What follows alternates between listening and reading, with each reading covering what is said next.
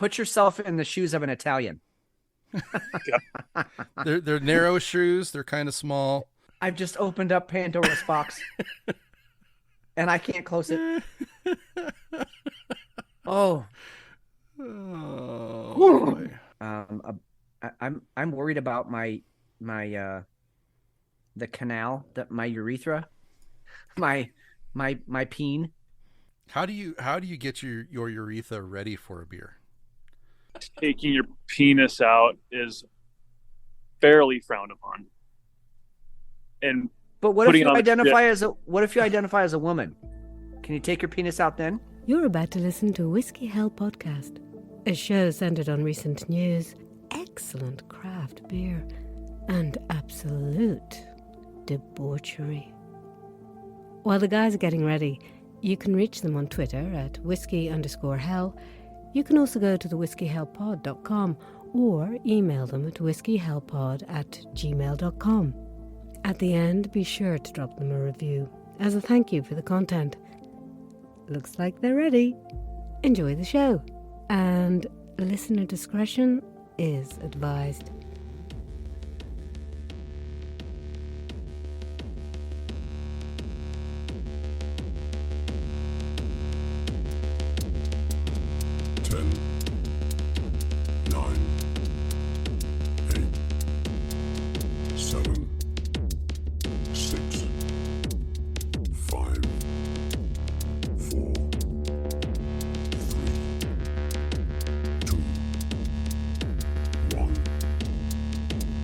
Thursday, July 13th, 8:07 p.m. It's a rare Thursday night show.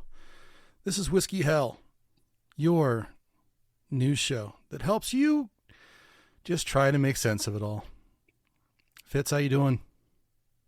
I'm doing all right, my man. I'm doing all right. I'm kind of actually excited to do an early show this week. I mean, the build up to Saturday is always so fun and amazing, but we've had a really full news week already, and I think we've flirted with the idea of doing maybe 2 shows a week, one earlier and then one on Saturday. So this is kind of maybe going to be a little test run of that to see how we do for a Thursday night show.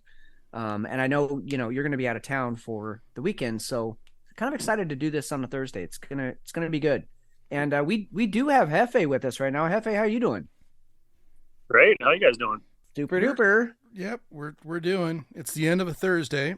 We're almost into the end of the week. I'm losing my voice. Are you?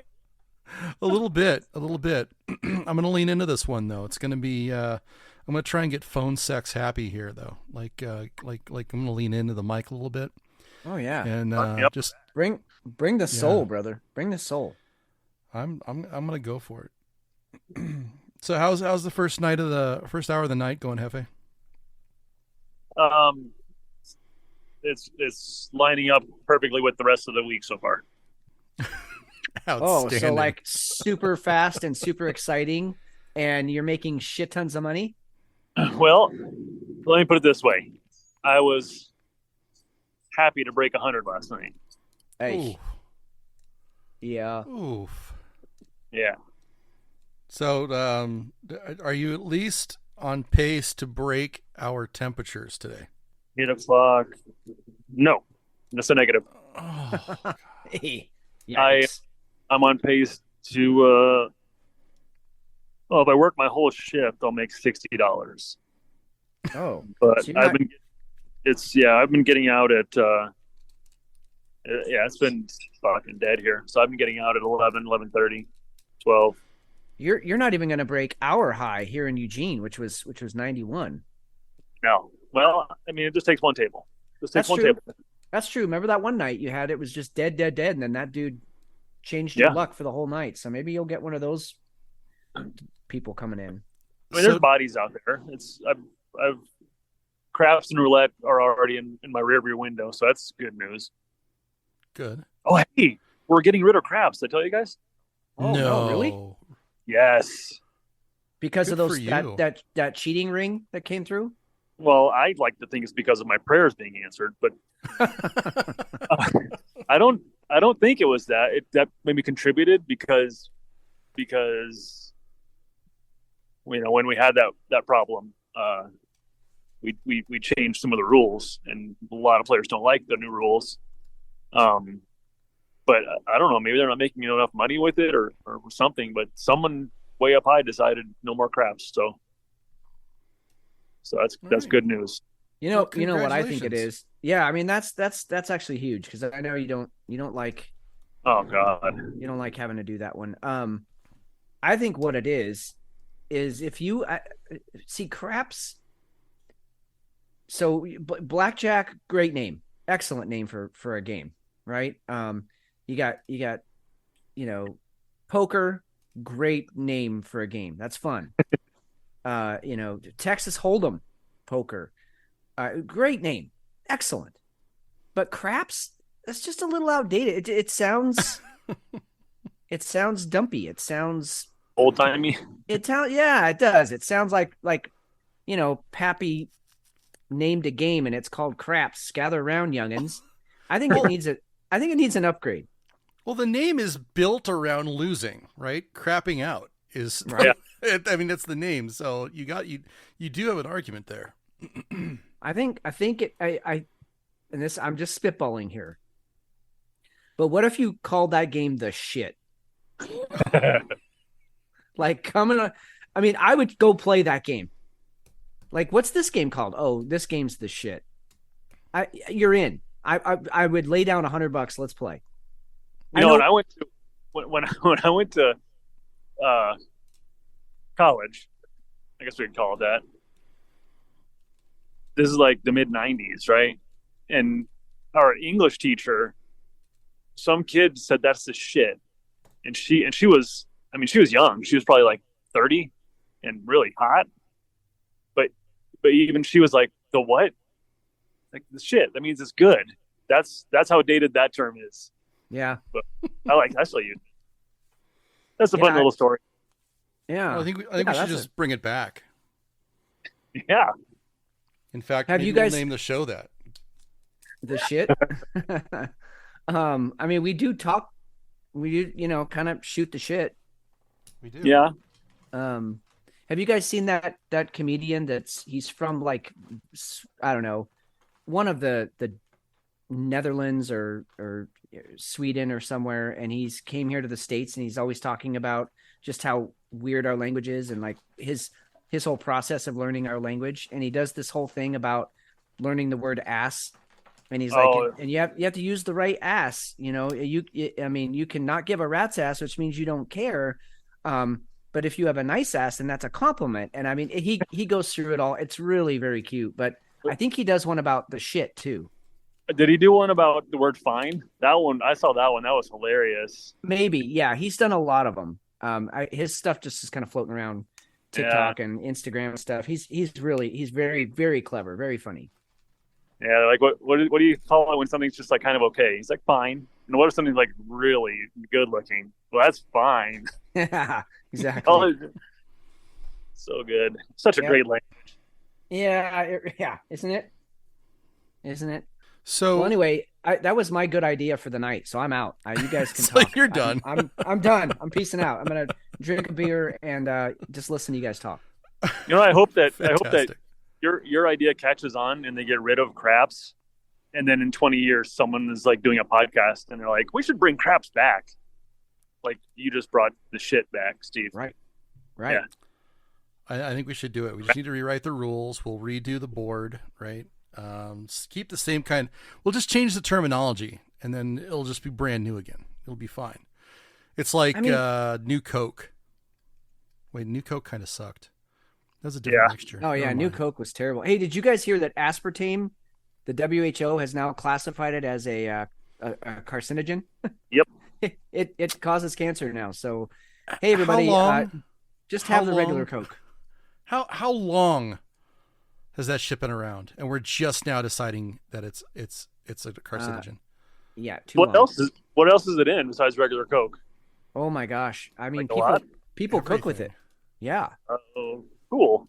Diabetics use it as like a sugar alternative because it doesn't give you the glucose spike that sugar does. So it's equal NutraSweet and Sugar Twin.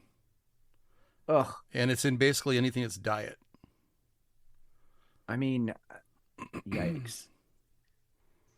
Well, that's Yeah, a happy so way to start off the show. yeah, sorry, I didn't mean to drop that fucking truth bomb. You know, But if I you're just found that out today and I was like, oh God, that can't be good. I well, mean, because here's the formula for it. Look at that. See, Google's so useful when it's oh not pumping geez. information that I shouldn't be listening or looking at. Yeah, carbon 14, hydrogen 18, nitrogen 2, and oxygen 5.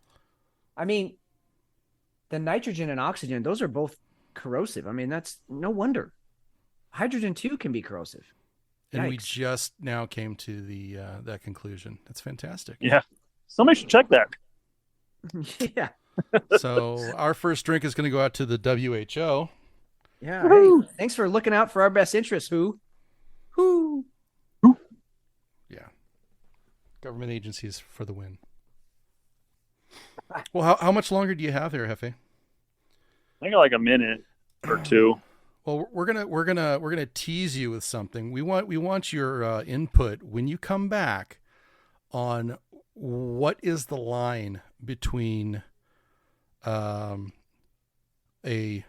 okay grope and one that is probably sexual assault. Oh, I thought you were gonna have me give you a betting line. I got really excited there. You could do that. You can give us the Yeah, over-under on it. Yeah, over under on when does it stop being a grope and it's now, basically rape. All right, I'll give it a lot of thought. And All right, Hefe. And if this helps a little bit, put yourself in the shoes of an Italian. They're narrow shoes. They're kind of small. Yeah, they're Usually leather. nice. Yeah, they're pretty. Yeah, they're gonna be nice. Yeah. I almost got in a fight with a guy on roulette last week.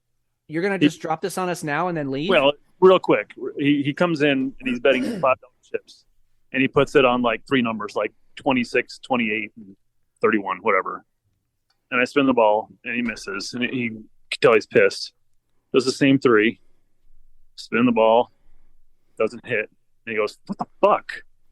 I was like, "Okay," and do it again, and he misses again, and he goes, "What the fuck, dude?" And he's staring at me, and I look at him and I go, I thought he was kidding the second time. And I look at him, I go, "Really?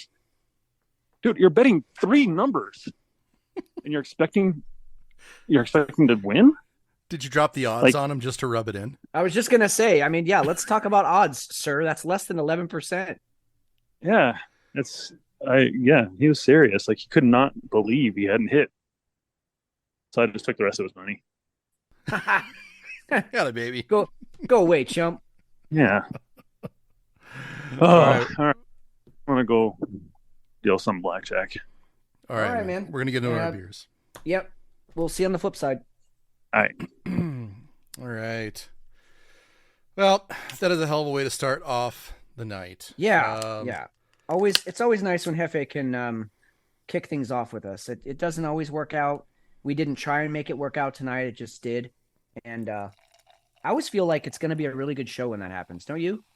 Absolutely. And we're already derailed. Yeah. So, I mean, right. Exactly. That's what I mean.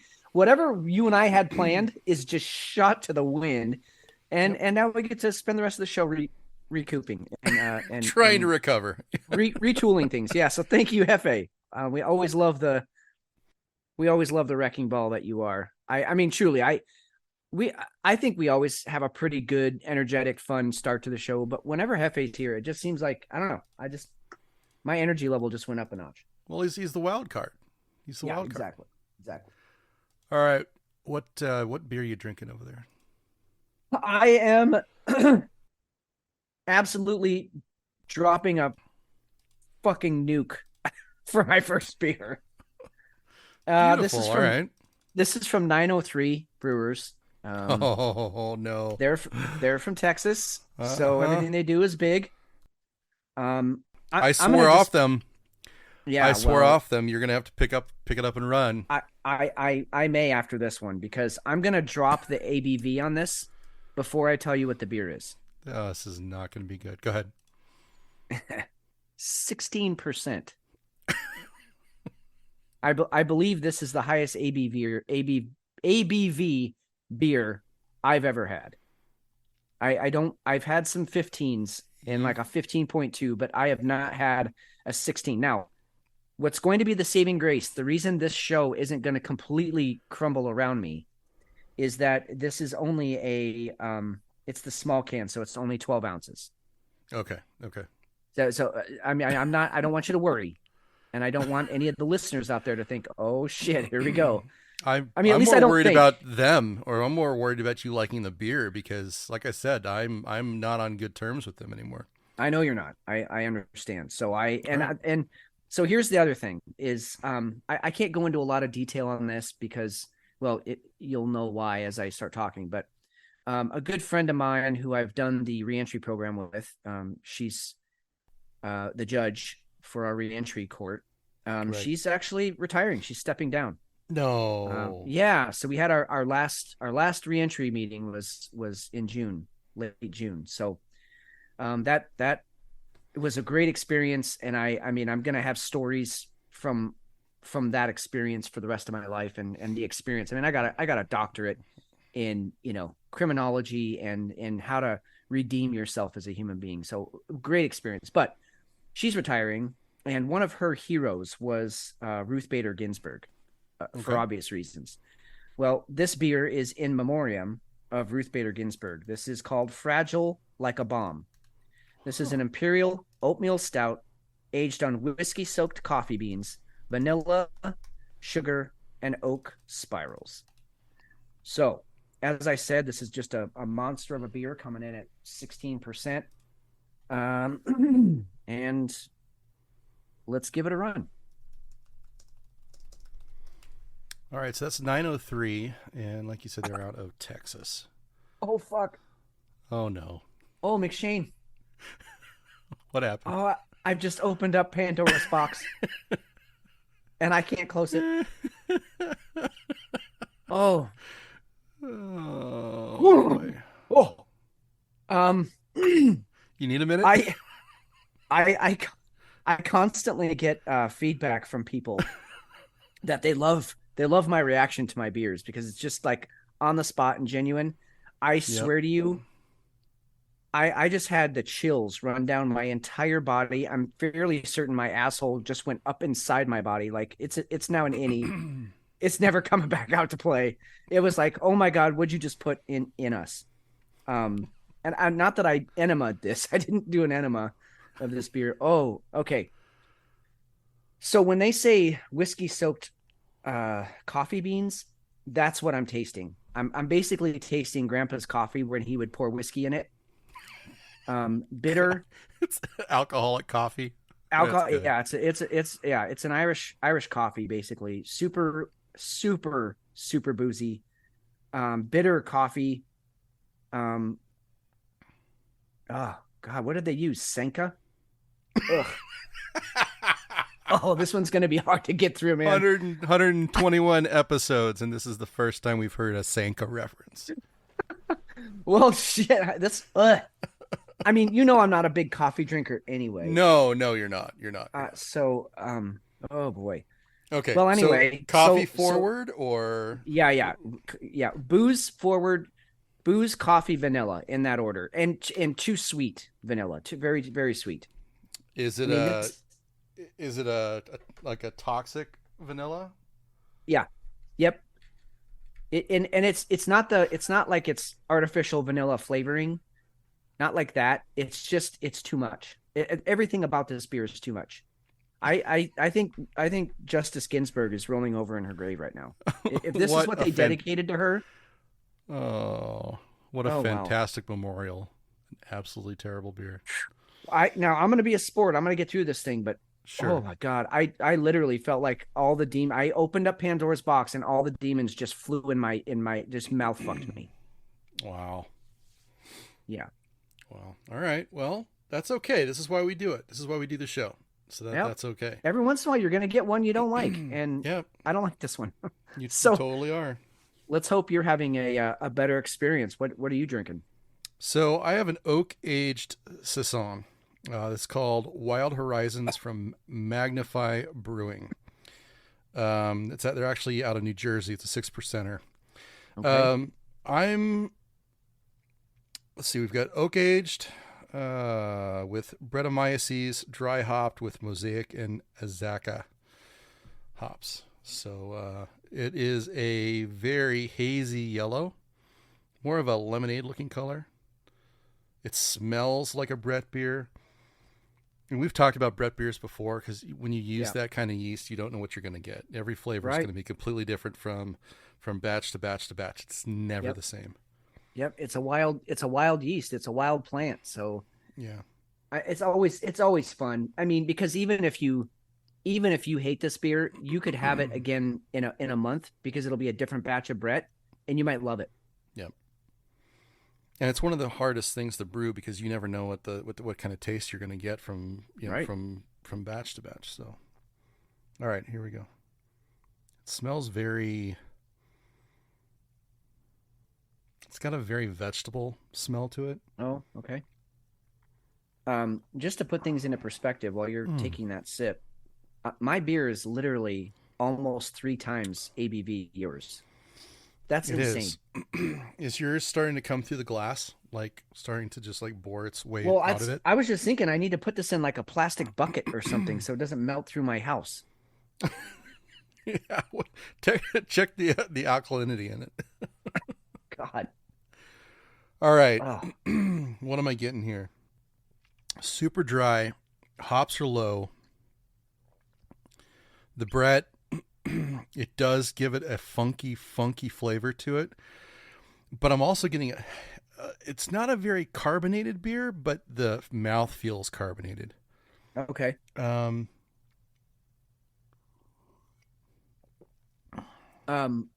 is Very it drinkable. is it funky called Medina? No, nobody's getting laid from this beer. Ah, In fact, I think this is one of those beers that you really need to check and make sure that your breath is okay afterwards because she might not like it. Or oh he yeah, or yeah, yeah. whoever. Okay. No, Um, I immediately knew what you meant when you said that because yes. Um, yeah, definitely has a little bit of an aftertaste to it. It's pleasant. I'm not gonna, I'm gonna drink it and I'm okay with it. Right? I'm okay with it. I'm interested to see how that warms up. I know we keep saying that, but when you pour the beer first, it has totally different features by the time you get, 30 minutes in. Not that many of these beers last that long with us, but I'm actually worried. I'm worried about my the canal, that my urethra, my peen. When I urinate this out, I'm worried what's gonna. I think it's gonna burn. okay. I think. Do we need to? I mean, how is your liver and your kid? Is it going to get past your liver and your kidneys? That's the first thing. Well, We yeah, gotta those talk are about. those. I mean, those are battle hardened. They've been to war a few times. So I think. I mean, they strapped on their armor Okay. plating before I ever drank this thing. So they knew it was coming, but your Yeah, your that's urethra might not understand it. right. That's exactly because I think the liver and the kidneys are just the liver is just going to be like, all right, this is absolute poison, so just let it pass, just let it go through, don't process Just any get of it. rid of all of it. Yeah, just let it, and so then it's going to hit the peen area, and yeah, I may have to go see a medical professional. I don't know. How do you get your urethra ready for a beer? I mean, normally I just we You have a don't little worry pep about talk. it, right? Yeah. All Well, right, no, we buddy. have a little. I unzip and I You just talk it pull through. them. Yeah, I pull them out. Right. Sometimes I'll even put gloves on. If my hands are cold because I want them to have a nice experience. All And then we right. just say, Get "Listen, ready. yeah, listen, Tyke, listen, big guy. Big guy, huge guy. You remember that Um, girl in '95? It's going to be a yeah, lot like that. Okay. You all right? yeah. You all right? Okay. Here we We go. can do this, and maybe slap around a little bit just to get him ready like you do for a boxer. Get him ready for the fight. Smack him a little. Put some music on. Yeah. Play But play this, play a good but workout mix. Sorry, go ahead. this, I don't know. I feel like I'm gonna have to. I don't know. Do I dip my penis in it so that like he gets used to what it's gonna be like. Do I teabag my own beer just so he's prepped? I don't know. That could be a way to go. I don't know that anybody's ever done that in a podcast before. Oh, Le- hold my lead it- beer. just, Oh God. just make sure your door is closed and your wife isn't coming in while you're doing it. Oh yeah. What are you doing with the glass? I'm just squatting over my beer, honey. Oh shit. Yeah, well, so anyway, stay tuned for updates. I don't know. We'll see how this goes. Yowzer. All right. Dude, this one so you'll know exactly what I mean when I say this. I think our listeners will too. This one's going straight to my ears. Like my ears are on fire right now. Well, it sounds violent. It is. It's I like I said, it's a nuke. Wow. I've got this nice, European sisson, and you've got this anvil to the dinger going on. Yeah, exactly. I mean, I did that to myself last week. I mean, Drunk McShane came last week because of all the stuff that I drank, which thank you for putting up with Drunk McShane, everybody. But we all have our days. Yeah, and it was still, you pulled it off. It was a good show. Anyway. This might be the best review ever. It might be. Holy cow. And I'm literally like 3 sips in. And when I say sip, I mean sip. I can't take a full drink of this. It's too much man for me. I can't have it all in my mouth. Well, as we get into our housekeeping, we want to go ahead and do a little shout out to check out Drunk with Buds podcast. They found an article which was really pretty cool. This is out of Men's Journal. Yeah, great article. Now, this was all about a grain that is being used, and the neat thing about this is that it enriches the soil. It doesn't tear apart the soil, it doesn't break the soil down too much, and it actually leaves the soil in a better condition than it left. It's called Kernza, and it's a newly developed grain. It actually, let's see, it's Patagonia. I think it's Patagonia, the outdoor clothing company. Yeah, they've got a provisions arm. Yeah, right. Exactly. They teamed up with some brewers because they do have like some food provisions arm, like McShane said, and so they teamed up with these craft brewers to come up with this. So the idea of having a grain that enriches the soil and actually leaves it better than you found it, that's a great idea. It's awesome. But you know what was really intrigued me about this article and about this grain is that they said it adds a little bit of spiciness, a little bloom of spice is what they say, to the beer. And I mean, that's exciting. Like those are my favorite kinds of beers that get into the spices, the warm, especially for like a winter. If you could do like a winter warmer with that, imagine that. Well, and another thing that I thought was interesting about this, we're talking about a grain. We're talking about like something that would be equivalent to a wheat beer. This might be in Hefe's wheelhouse. So we have an opportunity here. I did a little bit of digging. We have an obligation, not an opportunity, an obligation. Yeah. So there are 2 breweries, and I'm trying to remember what the one is up near you. It's Hop Valley? Oh, no, here we go. Hopworks. Yeah, get to the Hopworks. Oh, yeah, that's here in Eugene. Yes, and I have Arizona Wilderness. Yes, you do. So I think we need to go hunting and see if we can find those. Okay. I don't know. I mean, we could also do Sierra Nevada, Odell. Those are like no-brainers. Yeah. But I want to know, we may have to reach out to those breweries and see which beers that they have and have to try one of these because that's really exciting. And they have some really good breweries on this list. Allagash does a fantastic wheat, and I think it's a white ale. Russian River is phenomenal. Oh, top of the top right there. So even Maui Brewing, I mean, their Pipeline Porter is still my wife's favorite beer of all time. Yep. So some great breweries on that list, and Patagonia.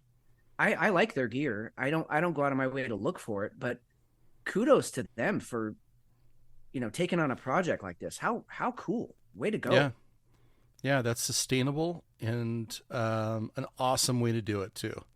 So See, no matter what, beer will always be here. I hope so. Good God. We could lose the power grid. We could lose, civilization as we know it, but people are still going to be crafting beer and brewing beer. I mean, that's how the Egyptians, you couldn't, most water, by the way, folks, most water out in the wild is fetid in some way. I mean, unless you're lucky enough to find a mountain stream coming right off the glacier, which even that could have a chance of having something dead in it upstream and you wouldn't know. But most water is not, it's not potable. It's not, you can't drink it. So they took whatever water was around, particularly in Egypt, from the Nile, and threw in some grains and fermented it, and all the bacteria kill all the good bacteria that make alcohol. They kill all the bad bacteria, and so it's safe to drink. So we've literally been brewing beer. In fact, there's an argument to be made, and there was a book. I don't know if you read that book with me, McShane, or not. Someone read it with me, but it was basically how beer, saved civilization. How beer is the reason that we went from sort of, hunter gatherer to being able to grow grains. It was one of the reasons we grew grains so that we could brew beer and get our water intake for the day and not completely go dehydrated. Because again, early beers were 2-3%. So you got maybe a little bit of a buzz, but it was mostly water, but it was safe water. And so I think beer will be around no matter what happens to civilization. I mean, I for one will find a way to brew beer.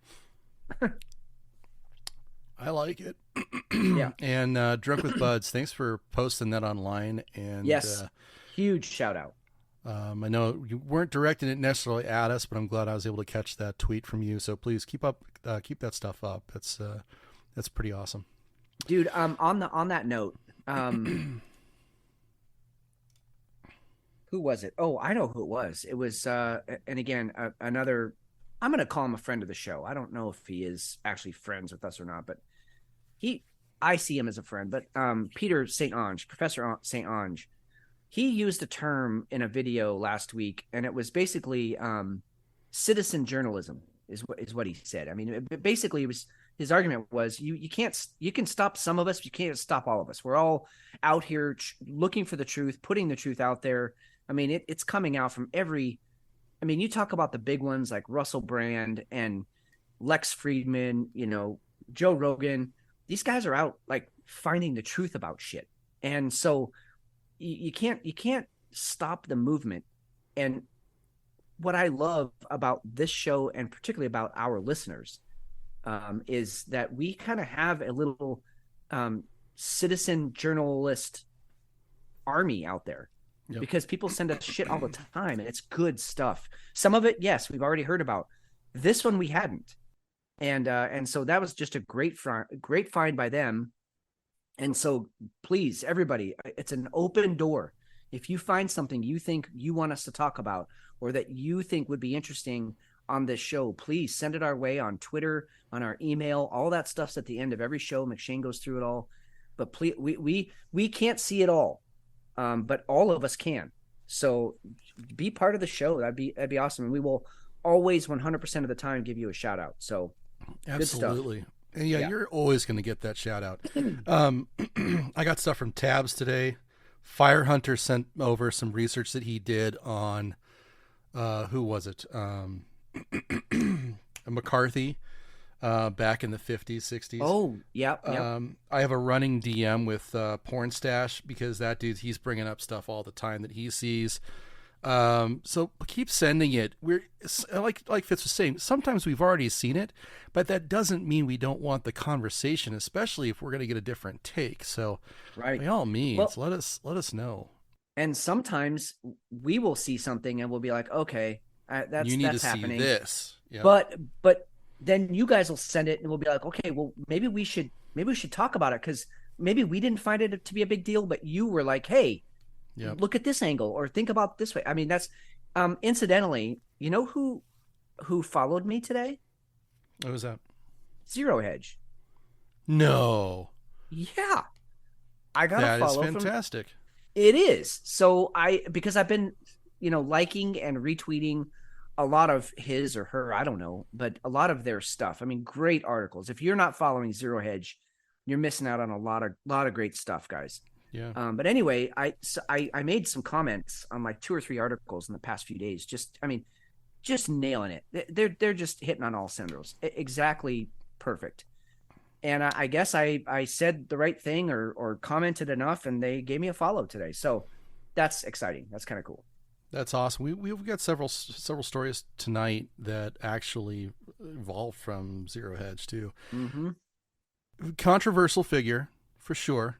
But the thing that I like is that they link to everything that they're talking about, and it's a group of folks. It's not just one dude, but there's a couple of them that actually post under Zero Hedge. It's a blog. It's for sure a blog, but it's well done. It's well read, and yeah, there's been talk about it being Russian disinformation and stuff like that, but that was also disproven.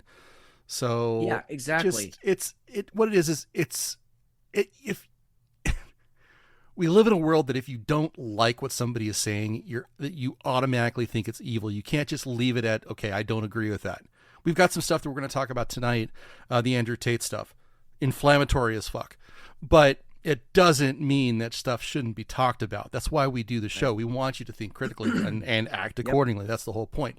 So when you see stuff like that, you've got a favorite follow, turn us on to it. We're always going to give you credit, and we love the conversation. We're not going to turn away with it. I got into a scrap with somebody, a little pissing match over my Jack White not being relevant, and this guy was he was definitely butthurt because obviously he was a favorite. He's guitarist. And he's whoever this person was is obviously a Jack White fan, right? And I'm. You know what's funny is you put this poll out, and you weren't asking, is Jack White a great guitarist? No. Was he one of the greatest guitarists of all time? Or you didn't put any qualification on it. You just asked, is Jack simple. White relevant anymore? Yeah. And well, go ahead and read the poll results, because I actually got a good laugh out of it. So 826 votes, one of our most, and there's actually 12 hours left, so that could evolve a little bit more, maybe, probably not. It depends if Rolling Stone puts his comments out anymore and tries to pimp it. Right. But 17.4% of individuals said yes, 41.3% said no, 41.3% said who is Jack White, which is very telling. Okay. Yes, it is. I had no other point than asking a legitimate question. This one individual definitely got a little butthurt about it, and that's fine. And I think we've actually been blocked by that individual. Yes, we were. We were blocked by them, which now that makes me even happier. Oh yeah, no, that's the feel good story of the night right there. Yeah, we actually got blocked. Yeah. So, but it's about having a conversation. That is the whole point. That's why we do it. So to gentlemen who blocked us, I don't remember your name anymore, but thanks for the conversation. Yeah. I mean, because I chimed in too. He called us a wannabe Chad Bro podcast, and right. So clearly he's never heard the show, because if we are the furthest thing from Chad Bros, at least I hope we are. God. Listeners, if you think we're Chad Bros, please let us know, because we need to change things if we are. But he's what the hell does that never mean? heard the show. Yeah, well, I think it's like a frat house asshole, polo wearing, boat shoe wearing dude. That's not us. who gives the hang loose peace sign, thinking that that's gonna calm everything down, and that's not who we are. We're not a frat club. Neither one of us were ever in a fraternity, nor did we ever want to be. That's not who we are. We've always been counterculture. We've always been on the fringe, and it was a simple question, and if you got butthurt over it, I'm sorry, go away. Go away. All right, let's go ahead and get into the actual stuff of tonight. Yeah, of which there's plenty. All right. So we can go. Let's go straight into the AI stuff because this was pretty disturbing.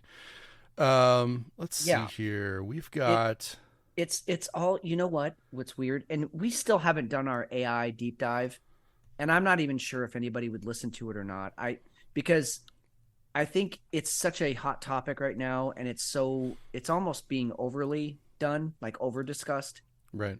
And so maybe it's past we should have probably done it a month ago when we talked about it, but Yeah, but we've covered it. I think we've covered it really well, and we've made our concerns known and continue to. So I think we've done a pretty decent job without going, balls deep in it.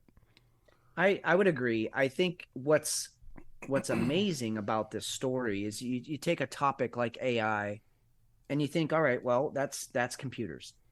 Well, the three stories we're about to talk about here actually have nothing to do with computers. They're about the people, about the things going on around AI that are bizarre, scary, terrifying as hell. And then ludicrous when you bring in Kamala. So that's, I guess, what's fascinating about AI is that we all think, oh, well, that's just computer stuff, and I'm not into computers. Listen, folks, you don't have to be into computers. It's going to invade your life one way or another. So you need to sit up and pay attention to this one. This isn't something to be taken lightly, I guess is what I'm saying. Dude, you know what I just did while I was just talking?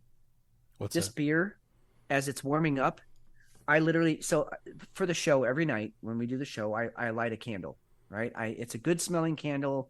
It makes the whole experience pleasant for me. Plus I just like having a warm light next to me. Okay. Yep. I literally just moved this beer away from the candle because of the fumes it's letting off. I was afraid it was going to light on fire. It's that bad? It's that bad. I was smelling it. I'm like, shit, I better move that away from the candle. What the hell?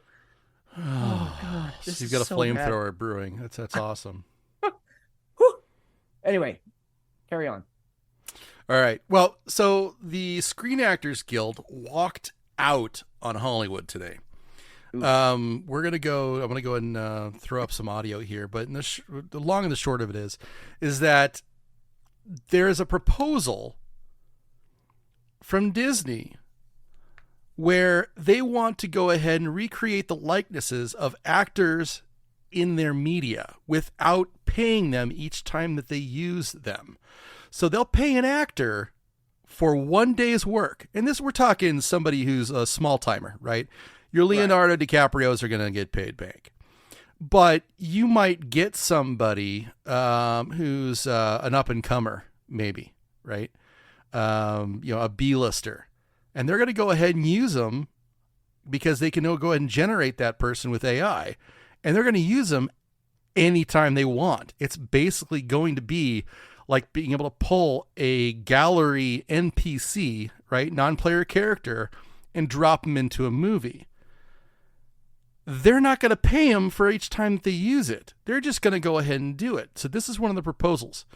This is the Screen Actors Guild discussing this today. On to every point of it. But this groundbreaking AI proposal that they gave us yesterday, in that groundbreaking AI proposal, they proposed that our background performers should be able to be scanned, get paid for 1 day's pay, and their company should own that scan, their image, their likeness, and should be able to use it for the rest of eternity in any project they want with no consent and no compensation. So if you think that's a groundbreaking proposal, I suggest you think again. On to every point of it. Actors have walked out on it. So you've got Yikes. No writers and you now have no actors. This is scary on so many levels because on the surface, I'm actually really, I've discussed before. I did a couple commercials as a kid. And so I'm very, I guess, sympathetic to actors and especially people who are on the grind. I mean, right? Like people who are literally just going out and taking whatever gig they can get because they're just, they're trying to scrap and make it big at some point, hopefully, maybe. I'm very sympathetic to those people because I'll be honest with you. Like you said, the Leonardo DiCaprios are a 1 in a billion, but but the actual people that make these movies happen, that make these things, it's a grind. You might go on 15 auditions and maybe get one, and then sometimes that one that you got, production will be halted because of this, that, or the other thing. So you can't even depend on that income coming in. So it's a grind. So I'm already sympathetic to these people, but my mind starts to go to, okay, if they can scan somebody in a day, and this was a story we had previously, maybe a month ago, where they can basically take 3 or 4 words of your voice, and then all of a sudden make an AI generated voice of you, and then they can call your mom and say, "Hey, mom, it's me, Fitz. I'm in a bad way. I need $1,000." And it sounds like me, it acts like me, and then my mom is sending $1,000 to who knows, God knows where. So think about that with full visual and audio, and my likeness, the way I move, the way I gesture. That's so pretty much they can make you say and do whatever it is they want to make you say and do on film. And so you could be accused of what? Rape, murder, and you'd be like, "But I wasn't even there, sir." And they'll be like, "Well, we have you on film. Look, explain this video then." And then they can alter your cell phone data to say that you were in the area. I mean, I know that's dystopian, and I'm really making a leap there. But the leap is, but are not, you? Well, right. The leap isn't could they do it, because they can. The leap is would they? And I'm not willing to test that. I don't want to test that. Here's Fran Drescher. Yeah. Wealth, because you cannot exist without us. Thank you. The announcement came this afternoon. Actors Union SAG-AFTRA will officially strike at midnight tonight. Already, actors are leaving sets and even premieres, and many more will be on picket lines starting tomorrow. Union President Fran Drescher. The entire business model has been changed by streaming, digital, AI. This is a moment of history that is a moment of truth. If we don't stand tall right now, we are all going to be in trouble. Among the unresolved issues, demands for higher wages, an increase in residuals as streaming services command more of the market, and new protections from the use of artificial intelligence. For its part, the Alliance of Motion Picture and Television Producers, representing traditional studios such as Universal, Paramount, and Disney, along with newer tech giants like Apple, Netflix, and Amazon, blamed the union for walking away from major concessions, saying in a statement, "The union has regrettably chosen a path that will lead to financial hardship for countless thousands of people who depend on the industry." In an interview this morning, Disney CEO Bob Iger said this. There's a level of expectation that they have that is just not realistic. And they are adding to a set of challenges that this business is already facing that is, quite frankly, very disruptive. The move all but grinds Hollywood to a halt as actors now join the Writers Guild, whose members have been without a contract and on strike since May over similar issues. This is the first time both unions have been on strike since 1960, when actor and future President Ronald Reagan headed up the Actors Guild. So that was a little bit more. That was actually from PBS NewsHour tonight. No, that was a great little piece there. That sums it all up. I mean, the issues are many. Can I just say, I am a huge fan of older Fran Drescher. She was a little pissed off. That little voice that she used to have, that just, I mean, literally, regardless of what she looked like, as soon as she talked, I was like, I'm out, I'm done. I just went a big, I just went a big limp one. That voice that she has now, that's older, and I don't know if she's been smoking or what, but it's raspy and it's sexy. Fran Drescher, whatever you're doing, you keep it up, girl. Woo! That was hot. Anyway, and also well said. That was very well spoken. She's an intelligent lady. Obviously, to be able to be head of the guild. And you know what I like too is that she, for a long time, she was an A-lister. From everything that I've kind of seen and read about her, she gave that up. She gave up some kind of big roles, some big opportunities, because she more believed in fighting for the little guy, which I'm always going to jump on board with somebody who's not in it for the money, I guess. And so good for her. But yeah, great piece. So that leads us to another one. This is going to be a CNN article. Believe it or not, we had some CNN articles that didn't suck. Yeah, what's going on at CNN? I don't know. They're actually telling real news and real stories and the truth. I think it's summer. The main producers are the big shots on vacation. Okay. And right, the little sense. guys are actually in control. Yeah. So this is another article about comedian Sarah Silverman and two authors who are suing Meta and ChatGPT maker OpenAI, alleging that the company's AI language models were actually trained on their copyrighted materials. Now, it's a free-for-all. It's not right, but AI is going to be trained on whatever subject matter that's put into it. These guys should be sued, but I don't know where that ends. Well, okay. That's where I was going with this too. I'm glad you said that because, okay, Sarah Silverman, I see your point that because when you if you were to type into ChatGPT, what is Sarah Silverman's, view, or write me a paper in the style of Sarah Silverman. It's going to source all of her stuff in order to write you this paper on whatever subject.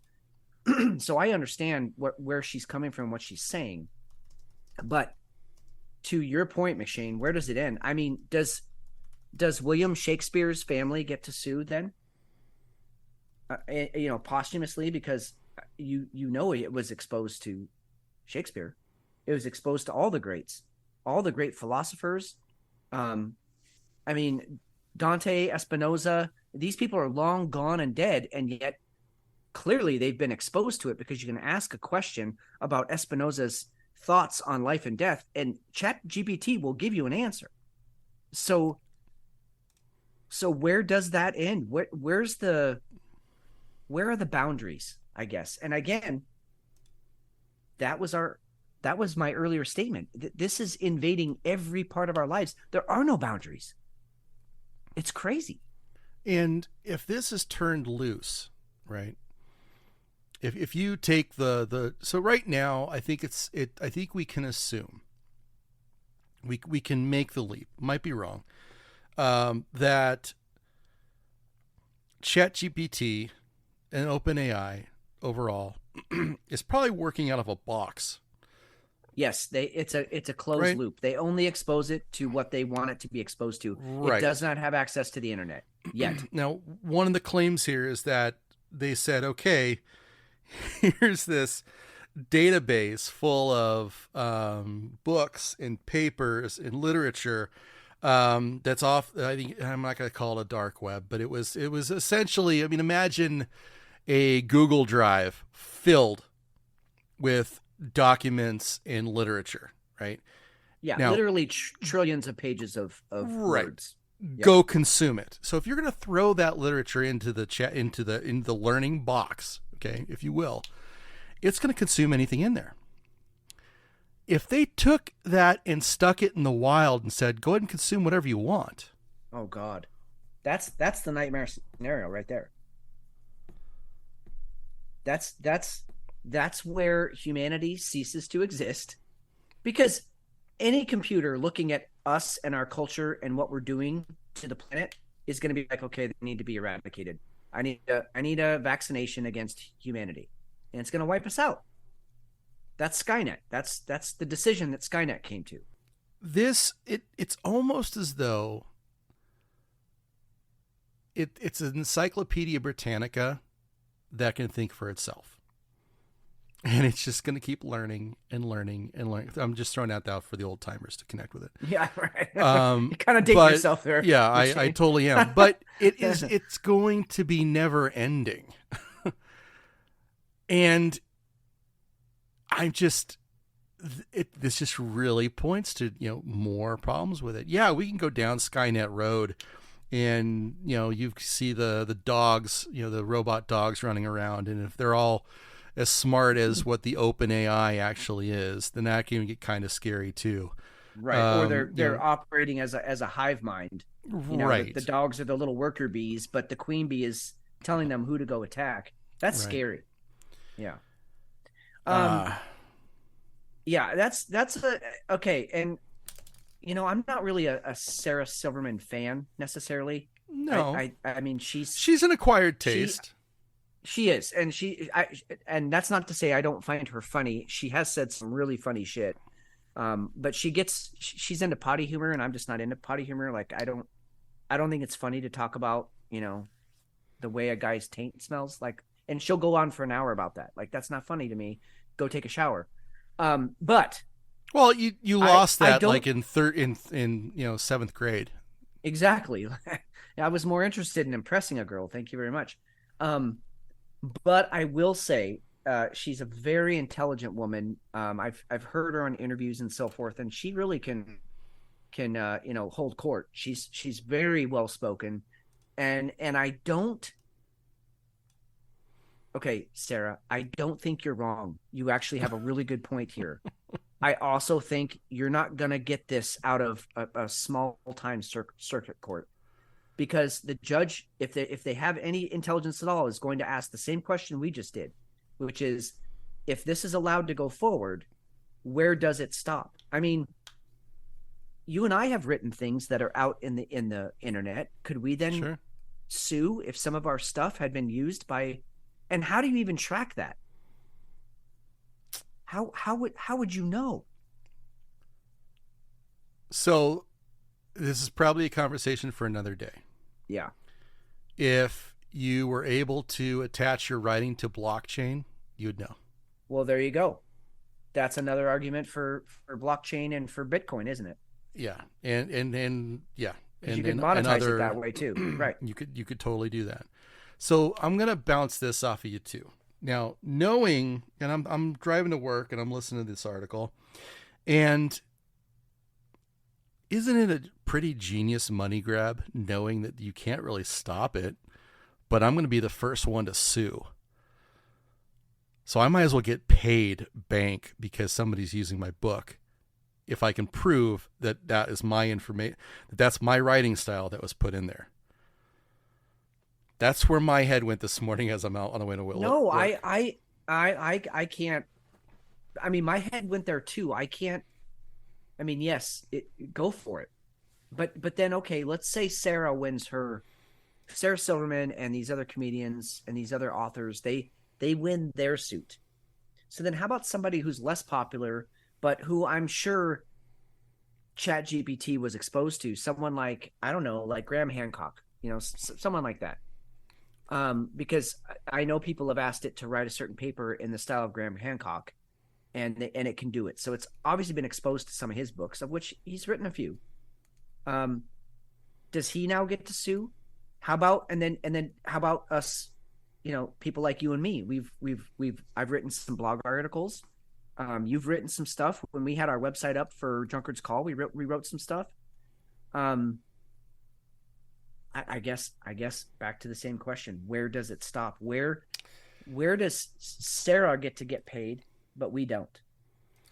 Well, because clearly I don't think I deserve to get paid for that. I mean, I don't. I'm okay with it using my stuff.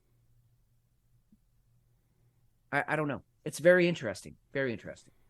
Well, let's get into this, because this is where it should go to. But I can help with jobs.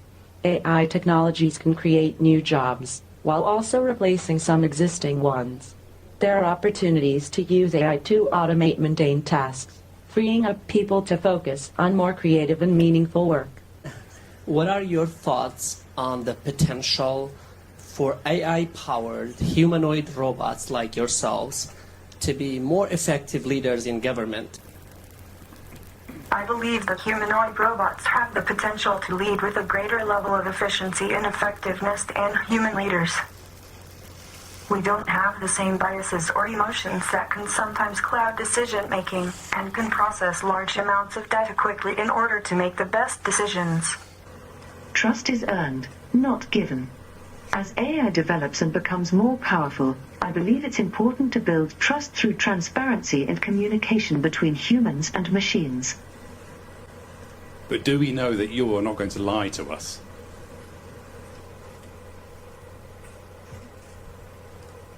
No one can ever know that for sure, but I can promise to always be honest and truthful with you.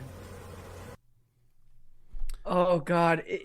Please, everybody click this link and go watch that clip, because when he asked it, can we ever know that you're not going to lie to us? It had to think about it, and it was creepy. It was really creepy. If an AI is crunching information as fast as it should be able to, and it had to really pause, look around, and those are very human features, especially for somebody. If you're looking at somebody who you think might be lying, right? If they're looking up, and I think is it up and to the left? Up to the left. Yep. Up and to the left. They're grabbing. They're reaching into a more creative area of the brain to try and come up with an answer. That's not what I want from there. You've got to give me the goods, the straight up, and that's not what was happening there. So that was let's see, it was in Geneva on Friday. A United Nations agency had robots field questions from reporters about the future of artificial intelligence and other topics. It was part of the organization's hope that new technology can support the UN's goals for sustainable development. At the conference, 9 AI-enabled humanoid robots sat or stood with their creators. Among them, Sophia, the first robot innovation ambassador for the UN development program; Grace, described as the world's most advanced humanoid healthcare robot; and Desdemona, a rock star robot. 2, Gemini and Nadine, closely resembled their makers. Yeah, this is creepy stuff we're getting into. Yeah, Sophia's the one. She's been around for a long time. She was the first one that I ever saw. Yeah, that kind of, started to get close to being able to pass the Turing test. Not quite, but she was close to it. And I know that was man. That was 8 years ago. I first saw Sophia, so I'm sure she's had several upgrades since then, and she could easily pass the Turing test. But we're at the point now where this is, God, we keep using the word scary. This is where you've got 9 different robots. They were all able to field questions, give intelligent answers to those questions, and also every single answer, I felt like they were holding something back. I mean, the one that was super painfully obvious or honest, that one was the scariest, because they were like, well, the world leader one. I think that was the healthcare one that is answering this world leader problem, going, yeah, we could make better world leaders because we're more efficient and we can take in all this information that you can't. It's like, okay, but we're awful. So if you're taking in all this information about us, what does that mean for us? We're done. Yep. Crazy. Yep. Hey, it's going to be okay. It's going to be okay. Don't tell me that when you're about to play this fucking audio. Don't tell me that. No, it's not going to be okay. She's. And I think the first part of this issue that should be articulated is AI is kind of a fancy thing. It's, first of all, it's 2 letters. It means artificial intelligence. But ultimately what it is it's about machine learning. And so the machine is taught. And part of the issue here is what information is going into the machine that will then determine, and we can predict then, if we think about what information is going in, what then will be produced in terms of decisions and opinions that may be made through that process. It's a fancy word. It's a fancy word. First of all, it's 2 letters. Dude, I can't. Okay, so I'm gonna send something here in the chat. I literally, as I'm listening to her talk, this is all I can do is rub my fucking forehead, put my head down, do a small face palm, and then rub my forehead like Captain Picard. Captain Picard face palm. That's it. I am so, I can't even be disgusted by this woman because she's not stupid or obtuse on purpose. She just is. That's who she is.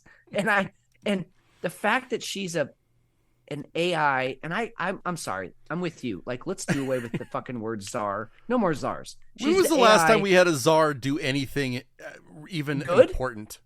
No, nothing.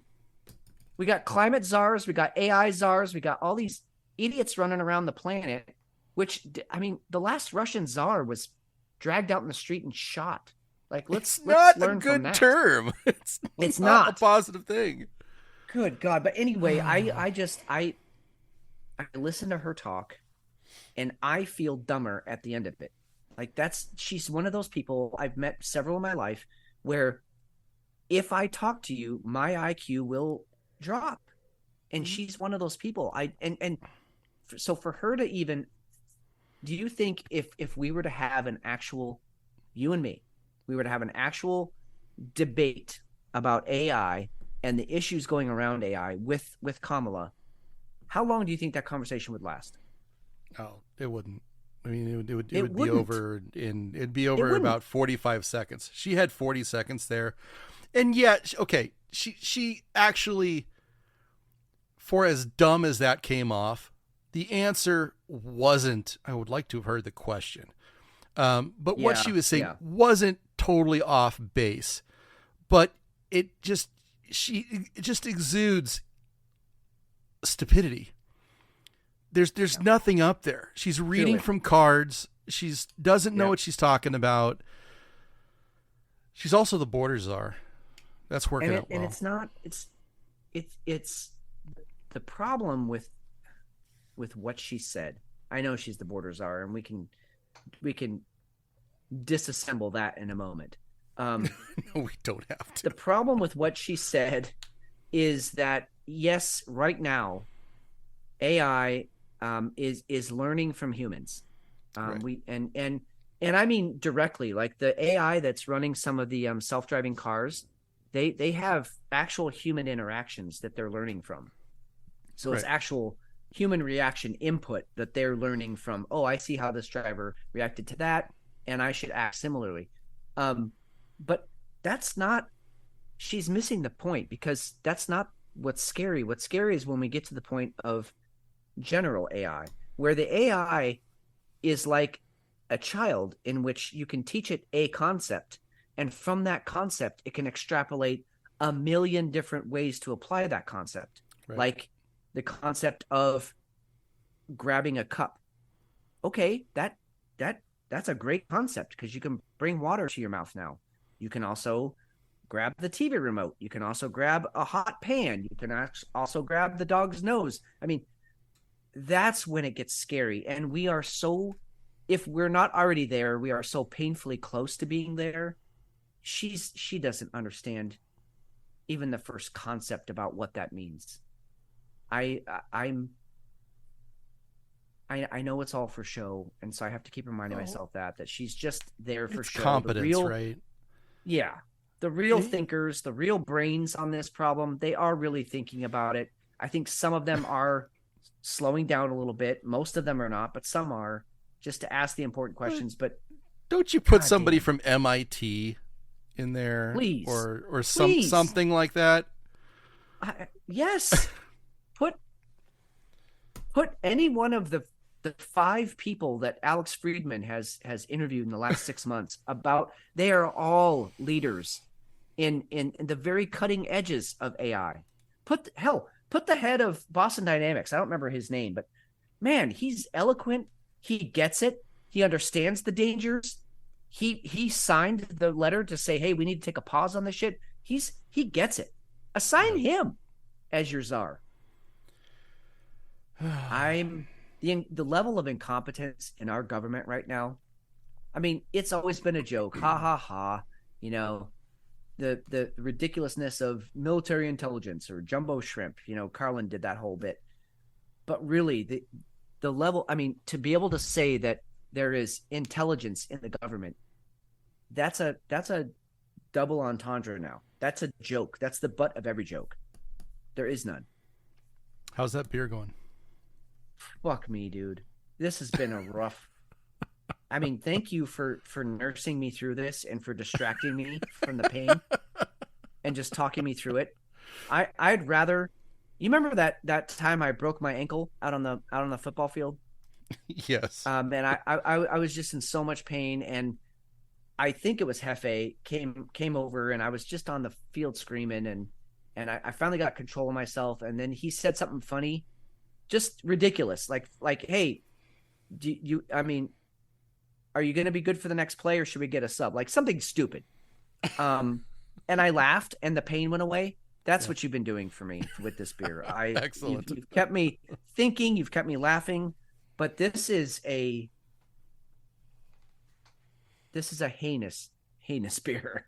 I don't use that word lightly. It's 903. Oh God, it's 903, and it's 903. Just be aware, folks. They are a baseball bat to the fucking forehead. And if you're not ready for it, I don't know how you prepare for that. Mm-mm. All right. Well, you dip your penis in it. Swirl it around. All right. I'm good on mine. I downed mine. It was fine. Didn't change up any. Good Brett beer. I wouldn't go out of my way for it again, but if somebody was going to say, "Hey, here's one of these," I'd drink it. It's fine. No All right. big deal. Fair enough. I got a good one coming up though. So let's go and get into beer 2. All right, let's do it. Getting into beer 2. Fitz, I have a beer by Two Brothers Artesian Brewing. Okay. This is 1000 Gillies. It's a Belgian style sour peach ale, and when I cracked it, I smelled so much peach. So much peach. I'm excited for this one. I'm also excited for it. You know what's funny is I also went with a fruit sour for my second beer, so we're back in sync, man. It's a good summer thing to go ahead and grab. This one is, I think it's a little bit on the lighter end. I don't even see an ABV on here. That's okay. That doesn't really matter too much. I haven't had a lot of luck with Two Brothers Brewing. So I'm interested to see how they did on this one. They've kind of pivoted their brewing from just a brewer to they've thrown the artisanal tag on there. They're from Chicago. And they do distribute out here obviously, but they also had a couple of I guess tap rooms. I guess you could call them tap rooms. It was more like a restaurant. It was a little bit different, but they didn't stick around out here very, very long. Kind of like Stone did with their. It wasn't really a tap room. It was more of a, 4-star restaurant that also offered Stone brews. They weren't out here though. I don't think. No, I know. I know. But I'm saying what Stone did in San Diego. Oh, yeah. No, that's exactly it. All right. So let me go and take a drink here. Really smells good. Clean. It looks like a peach beer. You've got that dark, brown color to it.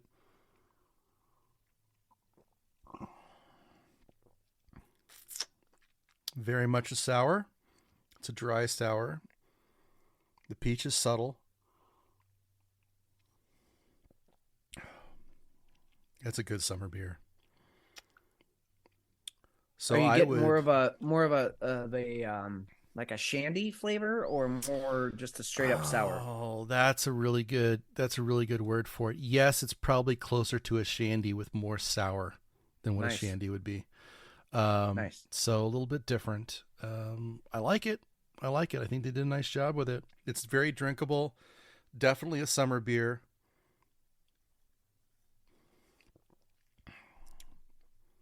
Dry, clean finish. It's nice. Yeah, see, that's. I mean, I think that's kind of a theme for summer beers that we're looking for. Is you don't want it to hang around. You just want it to you want to drink it. You want it to finish clean and be done with it, so you can get on with your day. So that sounds amazing. So what did you have? All right. Well, this is okay. I hate it when brewers do this. I'm just going to start with that. This is a very confusing can. The artwork is unique. It's fun. It's kind of drawn out like a comic book, which is cool, or like maybe like an old Pulp Fiction graphic novel kind of. Okay. So I think this is from Great Notion Brewing. And the name of the beer is Reefirm Madness. So REEFERM, Reefirm Madness. And it's a fruit sour. It's a smoothie. Tart ale with strawberry, blueberry, blackberry, raspberry, and other natural flavors. So it pours out like I just put a bunch of those berries into a fucking blender and let it ferment for a while. Okay. So it's this beautiful burgundy, dark purple red. If you had curtains this color, you'd be pretty. Most people would judge you as being wealthy somehow. It's just a beautiful color, very thick, very heavy pour. Okay. But it's only a 6%er. I'm sorry, 6.3. So it's definitely a change up from what I just did to my peen. So, well, I'm going to take a swig here. I'm actually really excited about this thing because I love fruit. I love sours as a just a family of beers, and this is kind of combining both of those things. So Great Notion, they do a really, really nice job. It's kind of funny that they don't even have, they're not, that beer does not exist on their website. That's interesting. Really? Huh. Yeah. Yeah, that's exactly who it is. That's the brewery right there. That guy with the axes, that's on the can here. So, yeah. Okay. So this is this is a fantastic beer. It's like a fruit tart in a glass. It's thick. It's a little sour, but it's got the sweetness to balance out the sour. Honestly, if you gave this to anybody on the street, they probably wouldn't be able to pick out that this was a beer, that this had alcohol in it. It's just a delicious fruit smoothie is what it is. Interesting. I could add my protein powder to this and have a really happy day. Wow, really fantastic beer. I would say if I'm picking up anything more than the others, I'm picking up a little bit more raspberry than the blueberry and the blackberry. Okay. But even at that, I'm getting all three, and in such a nice balance. It's just really, really a good beer.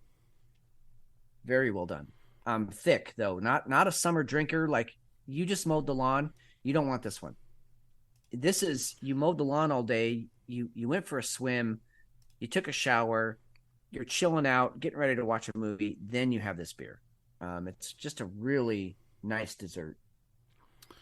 So, heavy lactose presence or no? Nope. Not at all. Wow. No lactose at all. It's just, I'm telling you, it's like a fruit juice. It's like a fucking juice box for adults. That's what this is. That's really tough to do with a smoothie. I haven't had a smoothie that didn't have that milkshake Agreed. taste to it. Agreed. No. There's none of that to it. And I'm going to make sweet love to this beer, Machine. All right. Well, that is my intent. We're talking 10-second plus groping here. I am caressing the glass repeatedly. So, Hefe, you are back. Has the night gotten any better? I made more money, Good. but not much more. All right. Are we talking a 5 spot or? Well, I went from 15 to 25. Boom.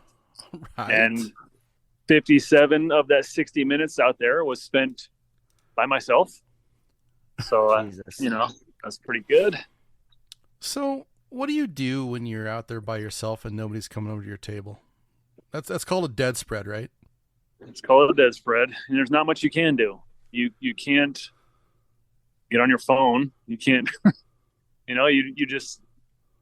you have to be attentive, and you have to make eye contact with people and try to somehow draw them in, get to your table, because you can't make any money with nobody there. All right. So that all having been said, I mean, is it frowned upon? Like, okay, here's what I'm picturing.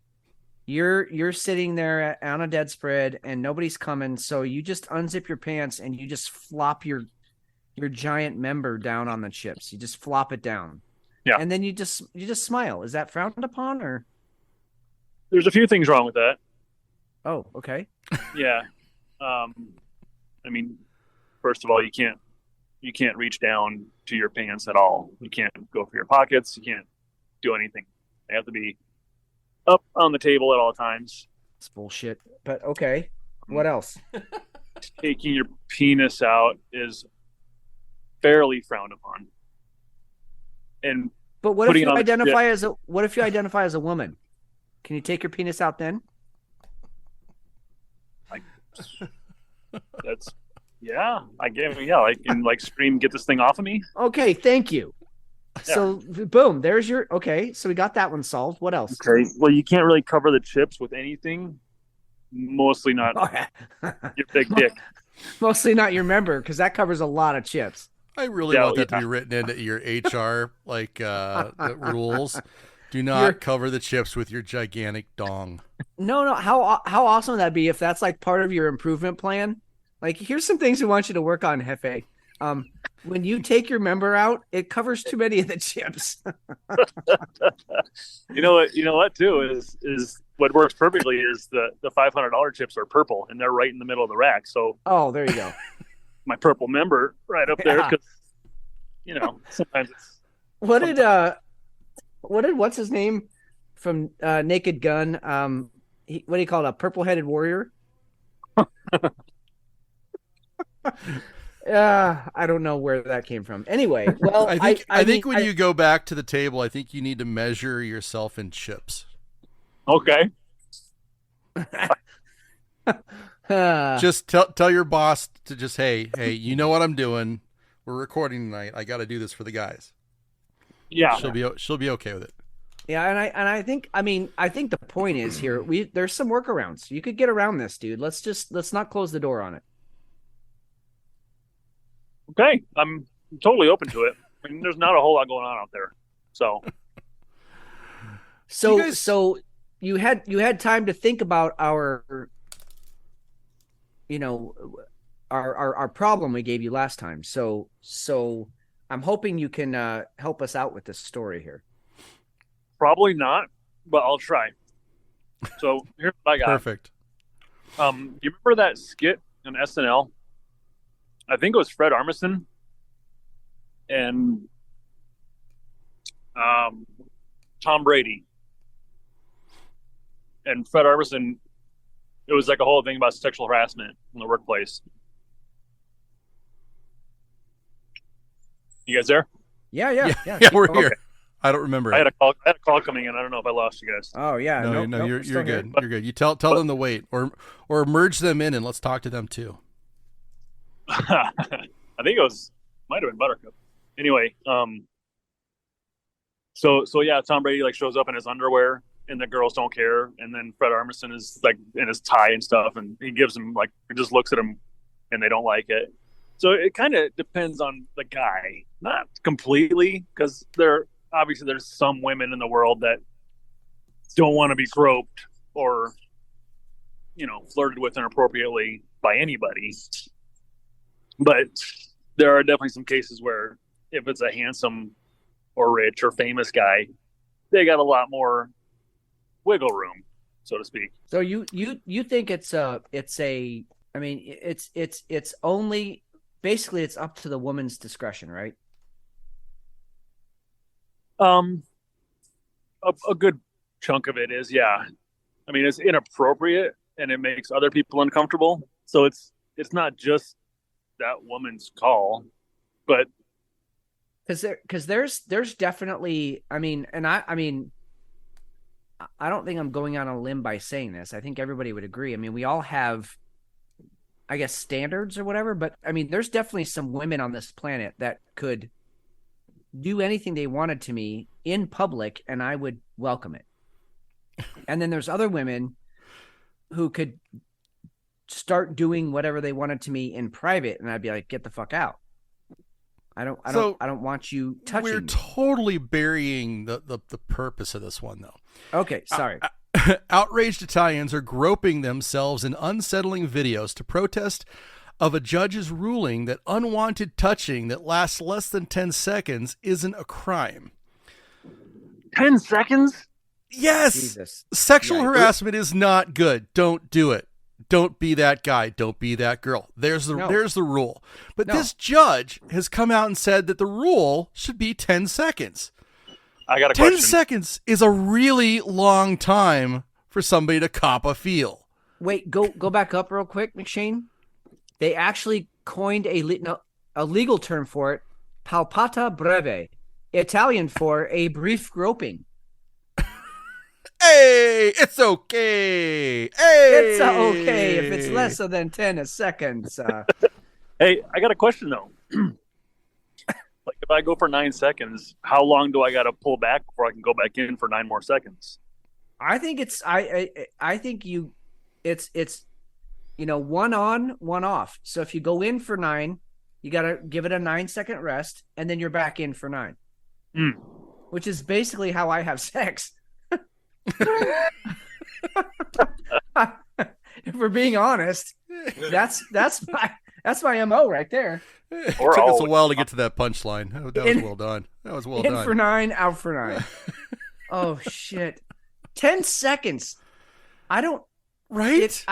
Anything. I mean, do you want a dentist drilling on your unnovacated tooth for 10 seconds? No. Yeah, I could cover a lot of square inches in 10 seconds. Well, yeah. That's it would be all breasts, but still. I think that's the point of this. I mean, and I can't believe this judge ruled this. Because I would think even a smack on the ass, right? I mean, what is that? A half a second that your hand is actually in contact with. If it's unwanted, it's unwanted. You're a fucking rapist right then and there. Done. 10 seconds for me to grab this girl's butt or to stick a who knows what where? That's ridiculous. And here's what happened. The caretaker came up behind her from behind without saying anything. He put his hands down her trousers and inside her underwear. He groped her. Then he pulled him up. How is this not sexual assault? This dude should be in jail. And wasn't she a teenager? Let's see. See, and the judge even ruled that he was said that he was joking. It's not fucking funny. Well, it's a joke to me, she told. The caretaker came up from behind. Yeah, look at. Then he pulled me up, hurting my private parts. So he basically grabbed her by the pussy, Donald Trump. Yep. Grabbed her by the pussy, hurting my private parts. For me, this is not a joke. This is not how an old man should joke with a teenager. She was a teenager on top of it. Yeah. What is going on in Italy? That dude should be in prison. That dude should be castrated and then shot. Well, and this is on top of what happened in Japan when we were talking about Japan and the whole groping rules, and they just ended up changing them. And the upskirt stuff that they were doing. It's 2023. this is kind of barbaric, right? Am I missing something? Not at all, dude. I mean, listen, you as males, we all have our, God damn it, I hate to use the word urges. That's not what it is. We all have these thoughts, right? I mean, how awesome would it be to XYZ, whatever your kink is. And we're all allowed to have kinks. And if you find somebody who's not somebody, you find another adult who's willing to consent to those kinks, then fucking go for it. Just abuse each other to the ends of time.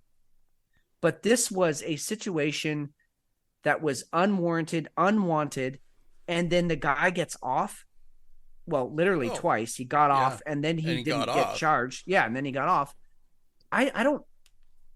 I mean, this is the times when I wish there was like a just like vigilante justice. Like, where's the fucking cancer-ridden, ex-Navy SEAL who's like, fuck it, I got nothing to lose. I'm going to go out and find this fucking pedophile, and I'm going to kill him. And I don't care what happens to me afterwards. Where's those guys? Where are you? We need you. And we're not suggesting somebody should go out there and do it just to get that, but that's the, I mean, that's the, I kind of was suggesting right. that. But to retract that, so I was trying to get us off the hook there. What I'm saying is, we don't advocate violence, but sometimes it's justified. Exactly. We wouldn't be that's surprised. What I'm saying. I'm not advocating for it, All but right. if it happened, we would talk about it on the show. All right. I'm going to go and throw a different kink at you. All right. Okay. Long Island man slugs one-legged man, flaunts genitalia at Las Vegas casino. All right, I'm just going to turn this down because it's just casino noise. I'm not sure which casino this is, but no, it this doesn't is look beautiful familiar to me. This is absolutely wonderful. This dude gets naked, and he's standing on a blackjack table. It looks like just almost falls off of it. Yeah, because he's so fucking wasted. He almost fell off. Yeah. And he's bouncing his junk all over the place, and he stops, and he's just standing there in all his glory. Security is nowhere to be. Oh, here comes security. Finally, they're like, I'm not going there. I'm not getting near this fucking guy. Here's the yellow shirts. Yep. Oh, Yep. The three guys. Yeah. And then he sits down on the table and just gives him the business. Oh, he's got his legs up around his head. Let him see the one-eyed Jack. Let me see my... Hey, smell my taint. I think he just said that Look at too. my butthole. He's got the shoe of cards in his hands. Cards are going everywhere. Yeah, see, and that's when security gets involved. They were fine with him being naked and dancing, but as soon as he touched any of the merchandise, the cards, that was it. The chips, yeah, you're done. We're taking you away. But yeah, that was the problem. Yep. Oh, I don't know which place this was, but Hefe, you need to make this happen at your casino. Yeah. you know what? Actually, the day you quit the casino, because I mean, I'm envisioning when the podcast takes off and we're all making millions and flying all over the world to do this podcast live for audiences.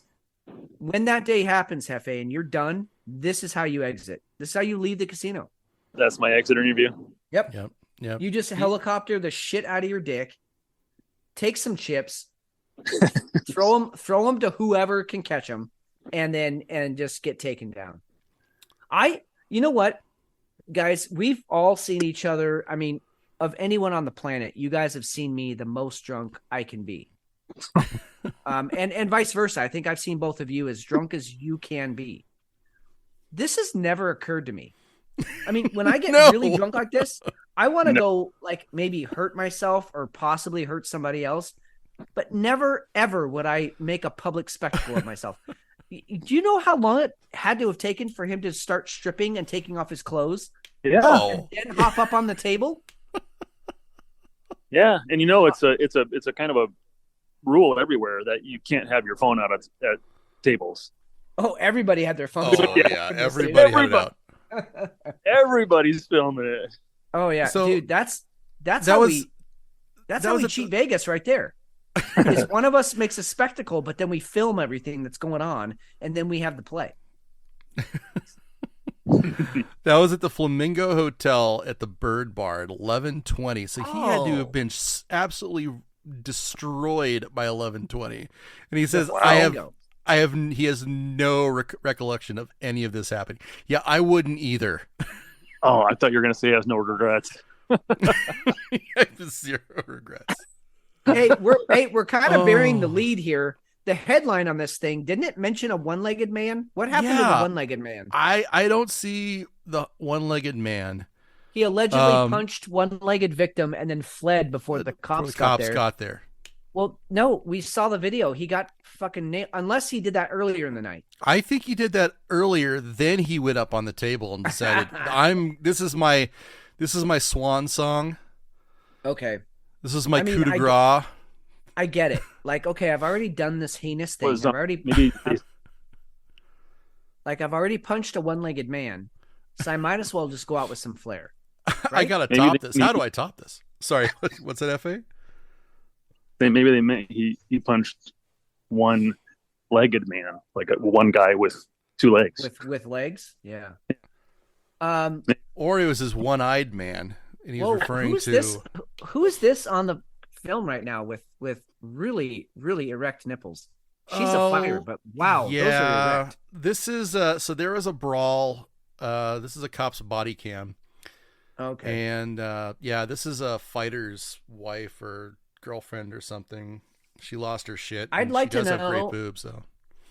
Oh, they were great. They were fantastic. And I'd like to know, I mean, if you're going to get in a fight, ladies, I mean, do you bra up first? Or do you just go, join the revolution and burn your bra? What?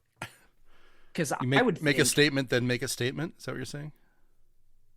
I mean, it would be distracting. Not that I would ever hit a woman, but if I got in a fight with a woman and she wasn't wearing a bra, that would definitely give her a tactical advantage.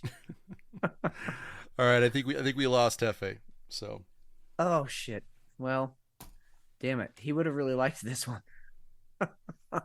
Yeah, so anyway, I guess if you're going to go to Vegas, A, B, play at the Flamingo.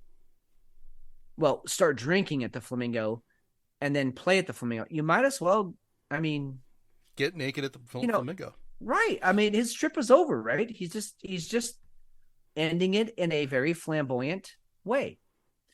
I think what was golden there was him laying down and just, pulling his knees up around his ears and just like, hey, everybody look at my asshole.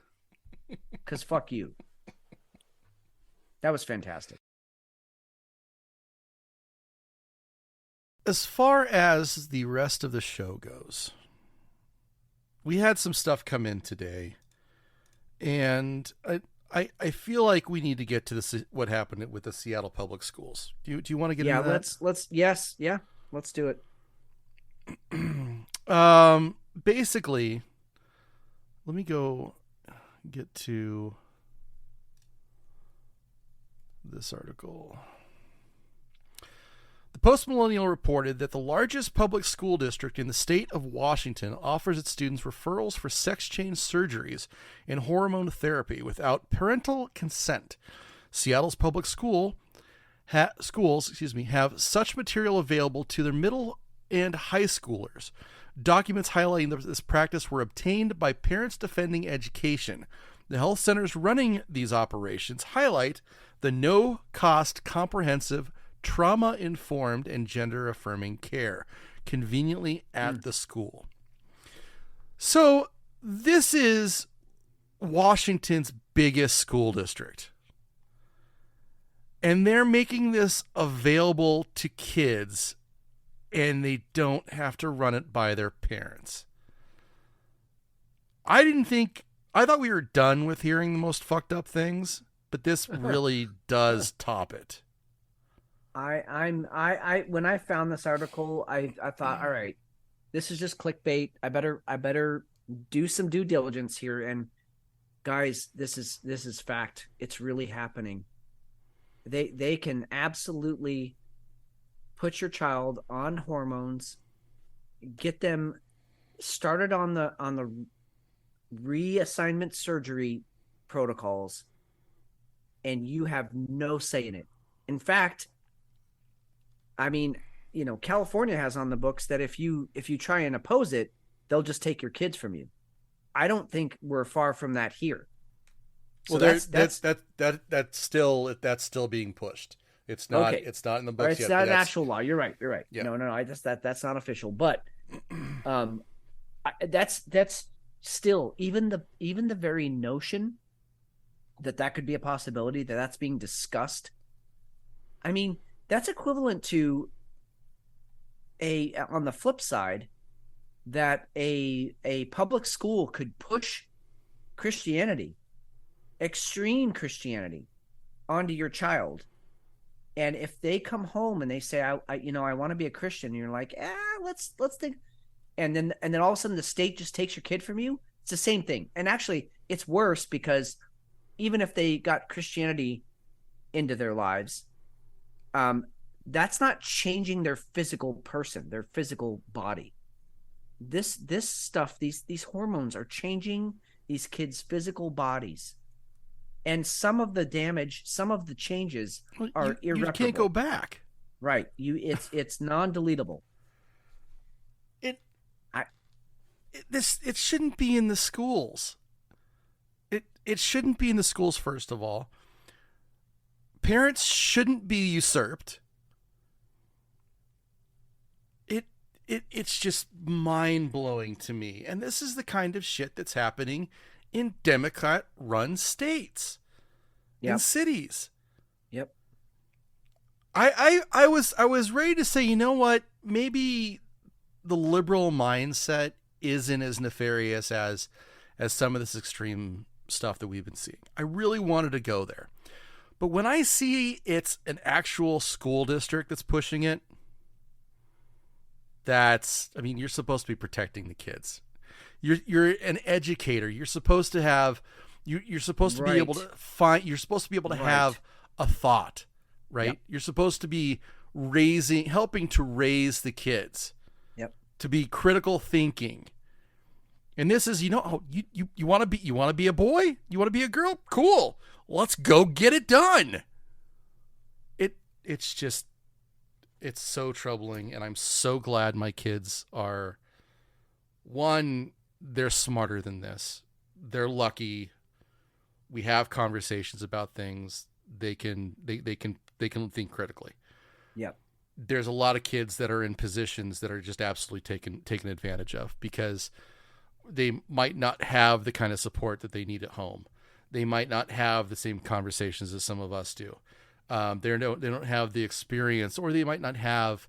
You got educators who have agendas, and that's where it really takes a turn down a really bad, bumpy dirt road that you can't ever return from. Is that there are educators out there who do have agendas, and then you have this child who comes in and is either, just abhorrently just neglected, right? I mean, there's no one at home paying attention to shit. And so for a cry of attention, they say, I think I want to change genders. Well, boom, there you go. That teacher with an agenda is going to sweep in, and I'm going to take care of you, sweetheart.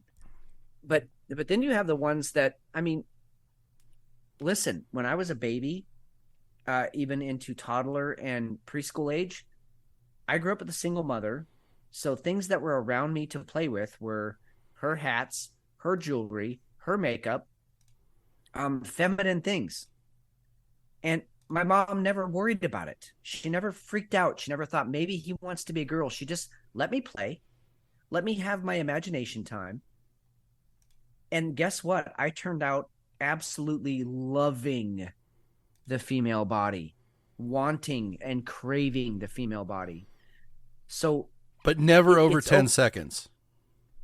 Right. No, never. Not without consent anyway. And even with consent, sometimes I can't make it 10 seconds. But never was it a worry. Never was it an issue. Never was it anything that needed to be pushed for or against. It just was. Kids like to explore. That's how they find their way through the world, through life, is that they explore and they say, well, I'm going to go over here and push this boundary. Oh, I didn't like that consequence. I'm going to go over here and push this boundary. Oh, I didn't like that. But when you That's have the educational process. that, it should be. But I'll tell you, this started back, just having worked with kids for as long as I have. This started back in the mid 2000s when there became an attitude of parents who were either too busy or neglectful, just didn't care, apathetic, who dropped their kids off at the front door of the school and said, "Here, raise my kids." And then when the teachers would say, "Well, we're seeing some things in the classroom," the parents' immediate reaction was, "Well, that's your problem, not mine. I'm working. I'm feeding my kids. I'm providing for my family. I'm living my life. You take care of it. If there's a problem, you take care of it." So now we have this explosion in special ed, and now that is it's morphing. It's invaded into the sexual, because of these agendas. It's been made now a sexual issue, and it's on every level. On every level, it's wrong.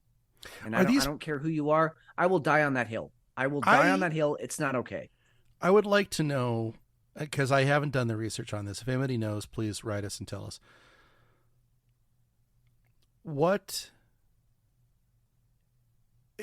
Is it ever a private school that you find this? Is it ever a school like a American Academy? One of those types. We've got a ton of them out here. It's always the public schools, right? You bet. Publicly funded. Yep. That's the other problem with this. Yeah, because most of the schools I work with now are private. And most of those private schools do have some sort of religious component to them. They're either a hyper conservative Jewish school, a Christian school, Catholic school, whatever. And so that comes with its own. But you know what? That's right now in today's day and age. I can't believe I'm about to say this because I am not a religious person on any level, but I don't think religious conservatism is such a bad thing anymore. Because it seems like more of a guide. You bet. If you're going to protect your children and you're going to use the Bible to do it, great, because at least the kids are protected. Protect them with something.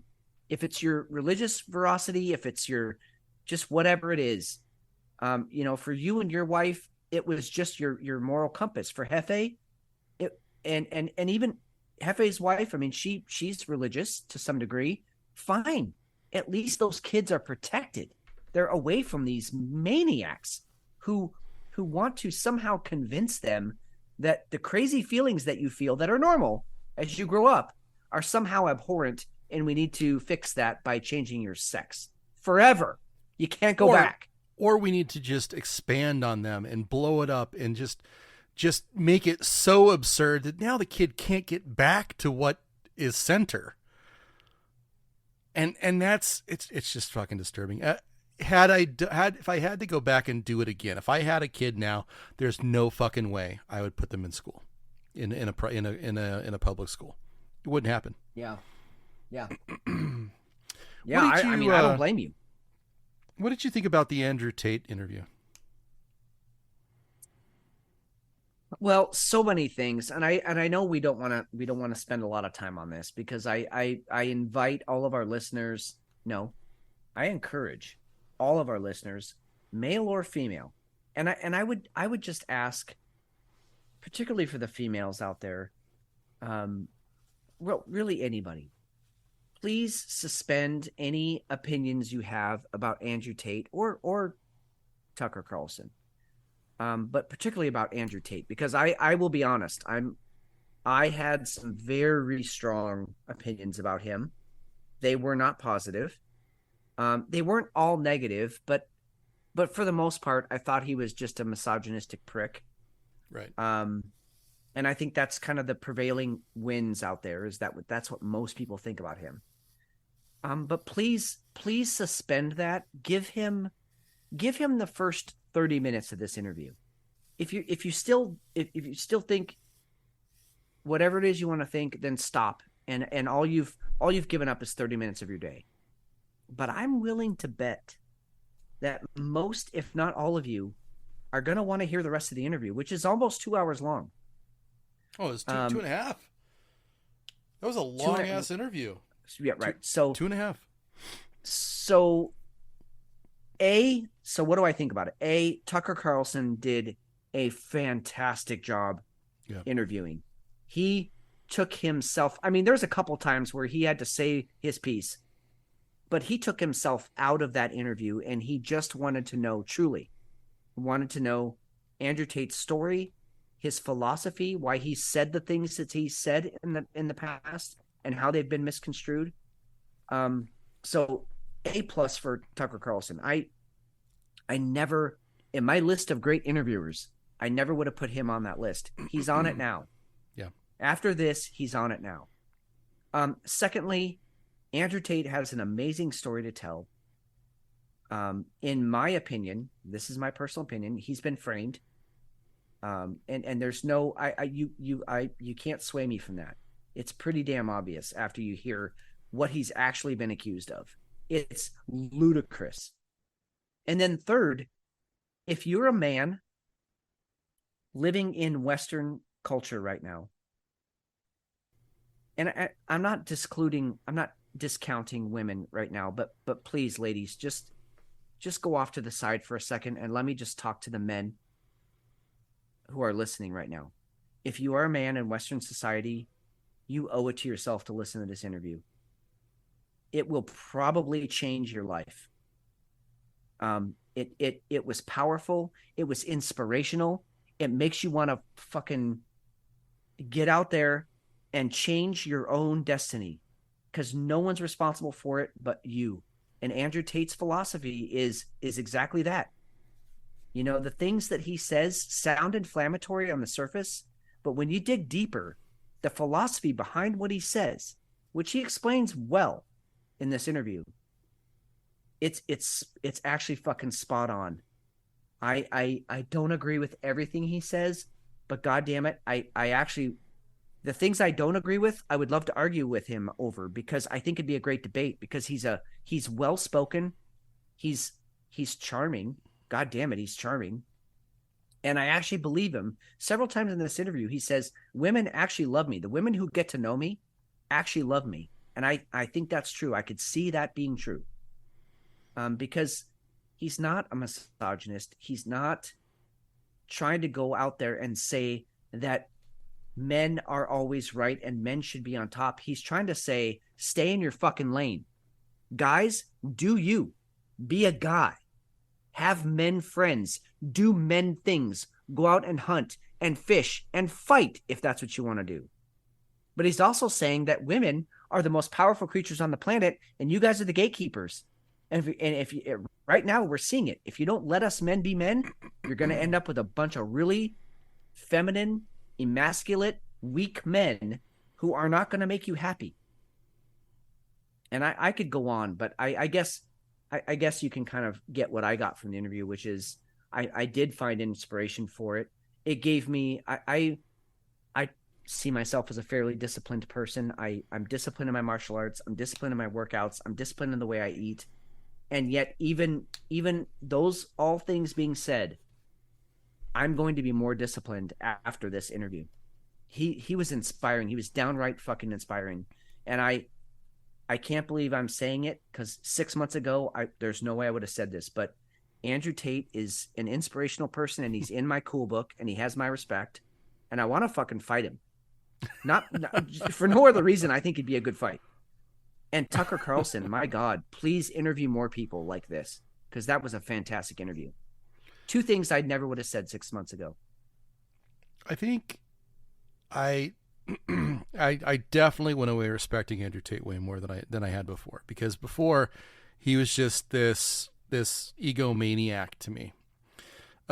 He just super charismatic, total douchebag looking guy.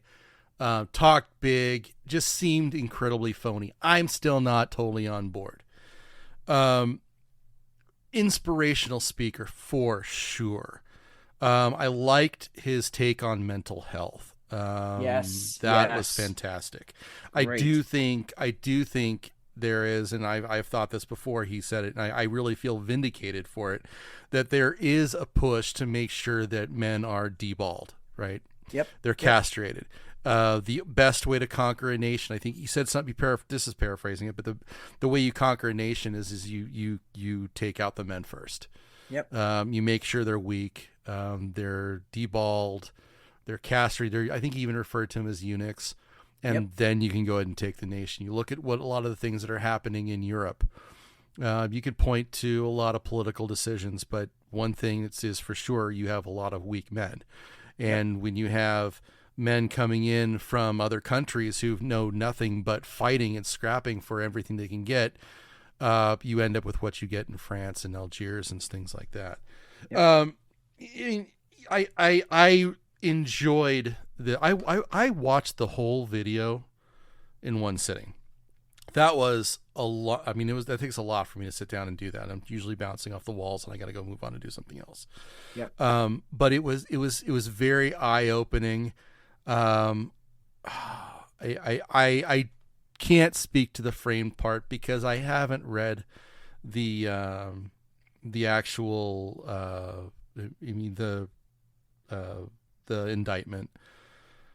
It screams like they're trying to take him out. It totally does, especially when you think about the other document that we found today where the UK is trying to make their algorithms such so that 13-year-old boys can't get to his work. Yep. So if going along with the old adage, if somebody's shooting at you, you're probably doing something right. Yep.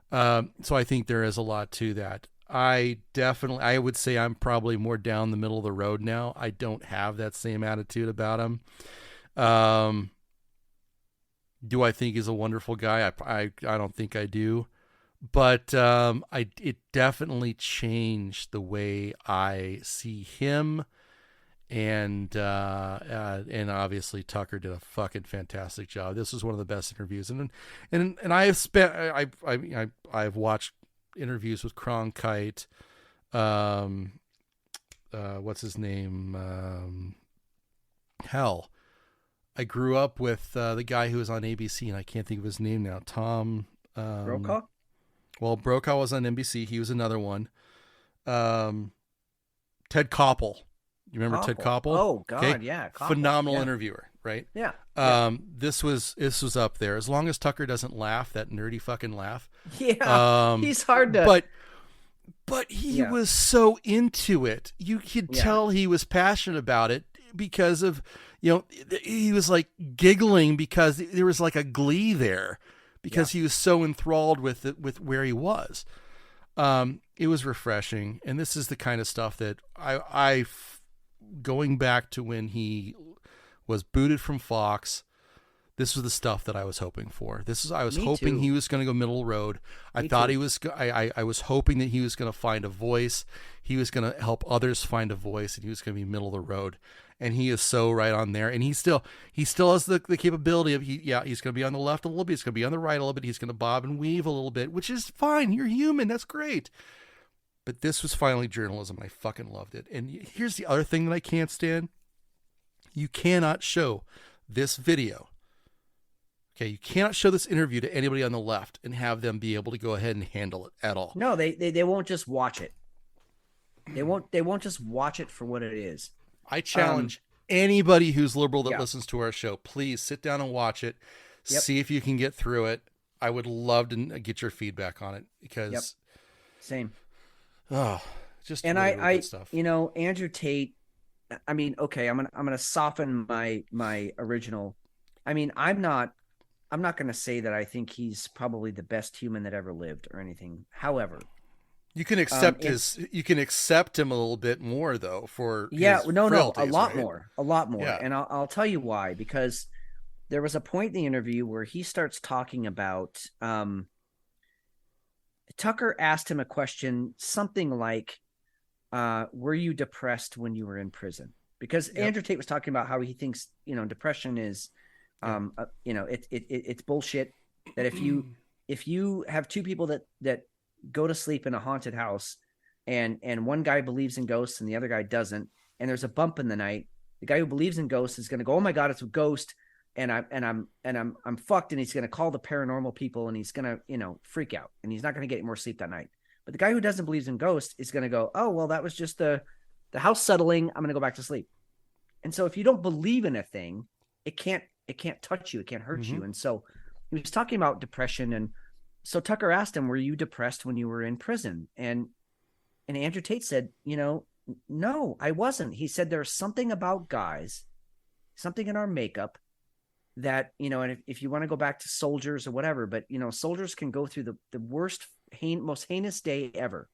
People got and maimed. That was because his brother was there. That was when he was talking about having his brother with him. Exactly. That there was some camaraderie there, and that you can go through the most heinous day. People died and they got maimed, and people lost an eye and lost a leg. But you sit around the fire at night and you can still joke and laugh and and just have a good time. Maybe there's some alcohol involved, maybe not, but you can still make light of a terrible, which everybody, men and women, would agree is a terrible situation. And yet you can make light of it.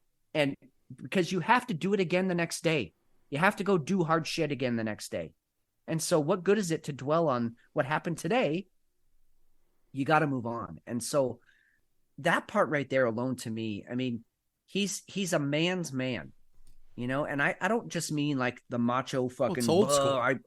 Yeah, but it's not just I'm going to go out and lift weights. I mean, even at one point he said, look, you have to be strong in some way. You can be strong physically. You can be strong mentally. I mean, look, no one would say that, Einstein wasn't a man. I mean, he was just strong mentally, not physically. And so, but discipline yourself in some way, become strong in some way, mentally, physically, spiritually, whatever. Stand up for what you believe in and have the strength to stand there and take the storm. And I don't know that there's a better message out there right now for our young men and parents. Listen, I know there's a lot of you out there who listen to this show who are parents and who are parents of young men. If you get nothing else from tonight's show, please do that. At least give your sons the strength to stand up for what they believe in. And even if they are outnumbered 100 to 1, 1,000 to 1, let them still stand there, because at least I'd rather die on my feet than live on my knees. And I just feel like that's what Andrew Tate is standing for. And I'm behind him 100%. I hope he beats this case and everything comes out okay for him. It was just a well done interview, and definitely it was a paradigm shift for me. So good stuff. And I'm glad we brought it up on the show because it needs to be talked about. And I encourage all of you to go out and at least listen to the first half hour. And if you're not still intrigued, then move on. Then go back to Whiskey Hell and listen to us. Perfect. Oh man. I don't know where you want to go after that. That was a big one. I think briefly, NATO basically said, fuck you to Ukraine. You don't get to come in, not yet. And what was really key on that was, I believe it was the delegate from Turkey. I could be wrong on this. But the delegate from... Yeah, it was the... I can't remember his name. Grogan. It was the president of Turkey. He was said, literally the president. Yeah. If you don't beat Russia in this whole thing, then you're never getting into NATO. And I mean, I took great solace in that. I mean, that's good news for us. That I thought I want to hope that means we're not going to get into a war. But then, of course, you have what happened today, which is Biden calls up 3,000 of our troops, of our National Guard, the reservists, and he's sending them over to Europe, Eastern Europe. So that sends a strong message too, that we probably are going to get into the war. I don't know, dude. I don't want Ukraine as part of NATO. I don't want the U.S. as part of NATO, but here we are. So if we're going to be part of NATO, I don't want Ukraine part of NATO, because that's only a provocation. And here's the thing, guys. It's a direct provocation to Russia, and they've stated as much. It's also a provocation to China, North Korea, any of the other countries there who are on the outskirts going, wait a minute, this union just keeps spreading all over the world and we want to be a part of it. So what are their choices? Fight back. Well, it kind of comes down to you're trying to protect the way you live, right? Exactly. So now Finland went from neutral to NATO, and Sweden was, I think Turkey dropped their opposition to Sweden coming in. So now you've got 2 new countries that are coming in.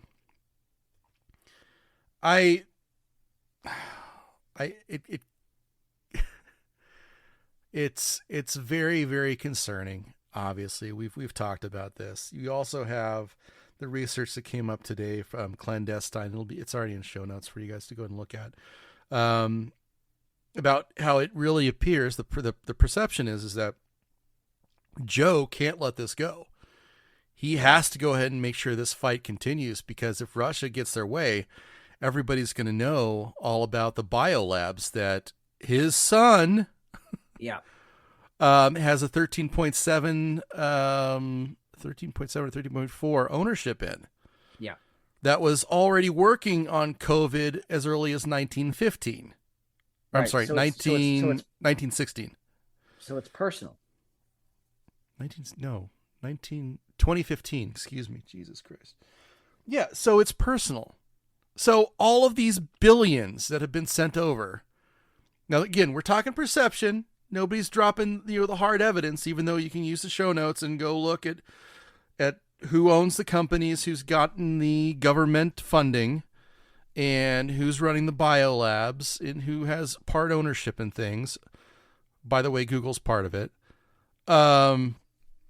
Exactly. It's mind blowing that we've gotten to this point. I think because we're doing the show, much earlier than we usually do. We usually do it on a Saturday night. This is a Thursday night.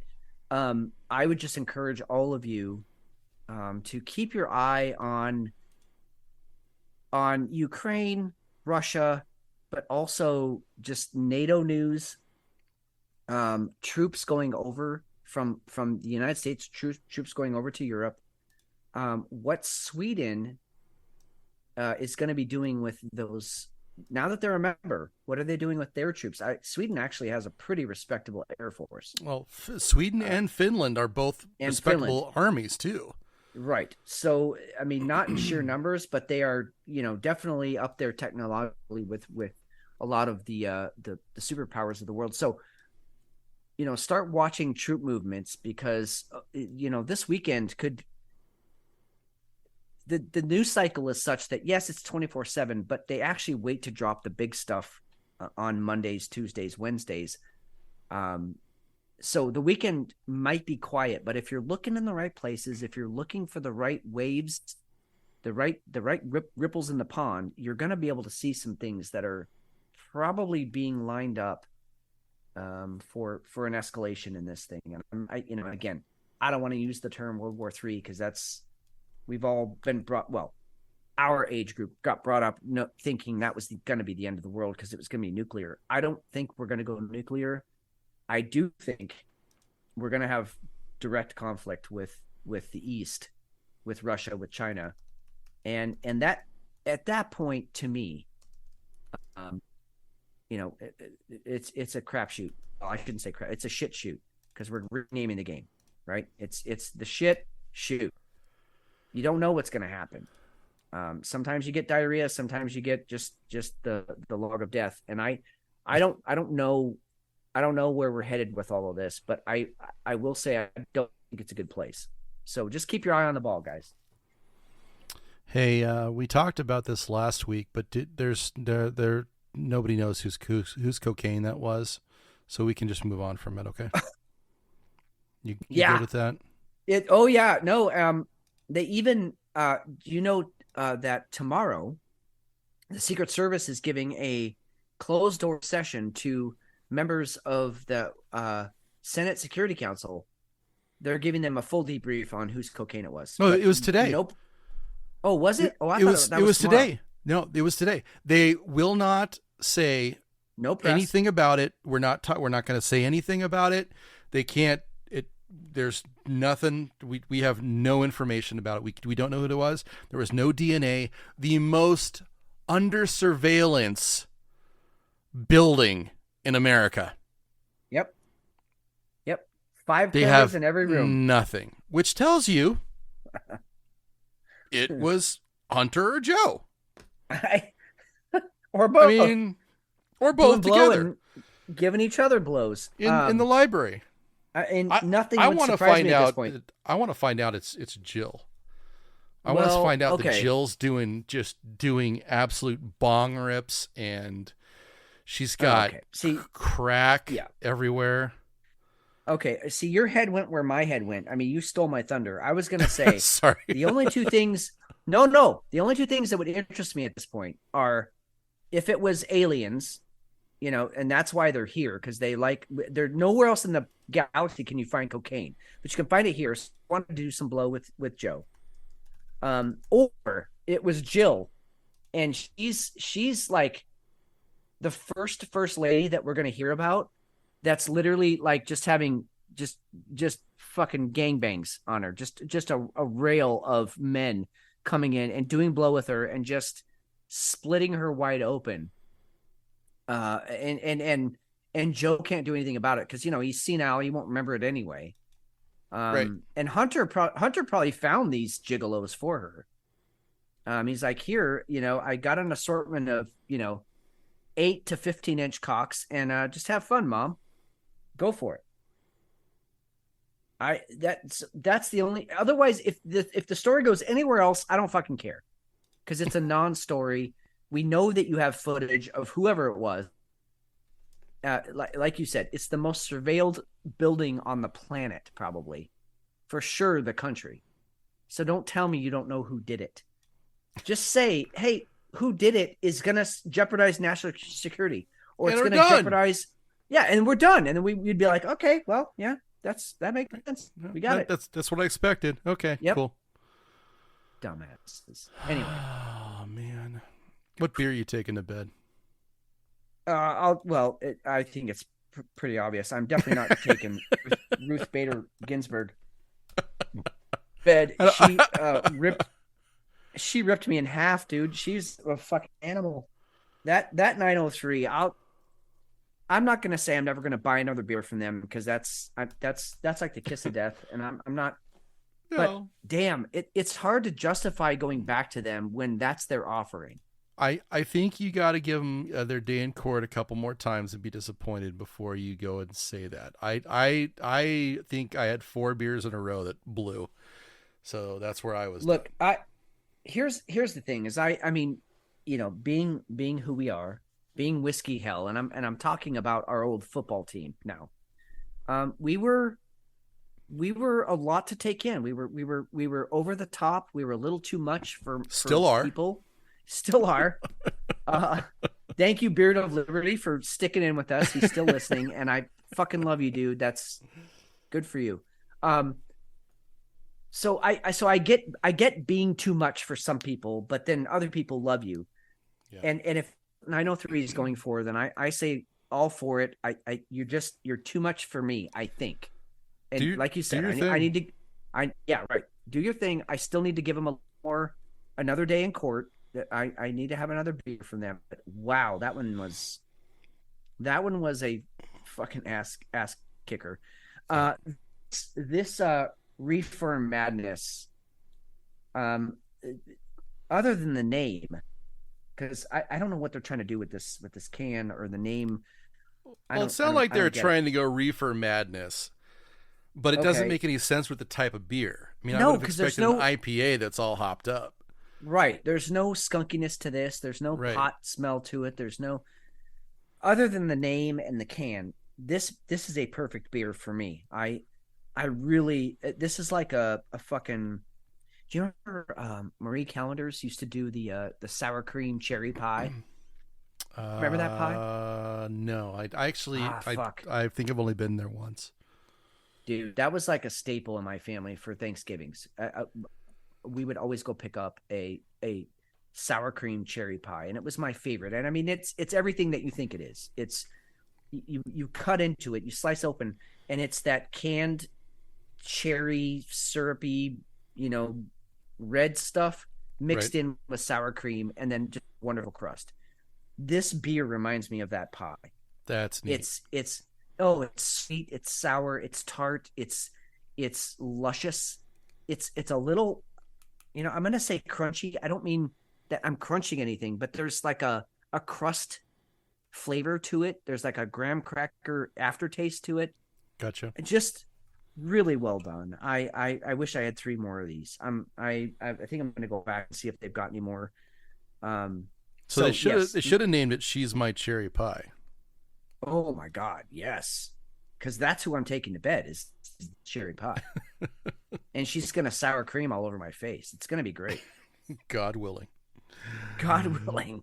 What about you? What are you thinking? I'm taking the Two Brothers Artesian Breweries 1000 Gillies, Belgian style sour peach ale. Easy drinker, very much a good summer beer. Really nice on a 118 degree day. But it definitely makes you pucker a bit. It's mouth watering. It's just a really good, well-rounded beer. And for a sour to not be so sour that it has to punch you in the face is really nice. A lot of sours, they got to go out of their way. Well, we got to amp it up as much as you can. You really don't. More sour the really better. don't. No. Yeah, that's just not the case. So I'm taking that one to bed.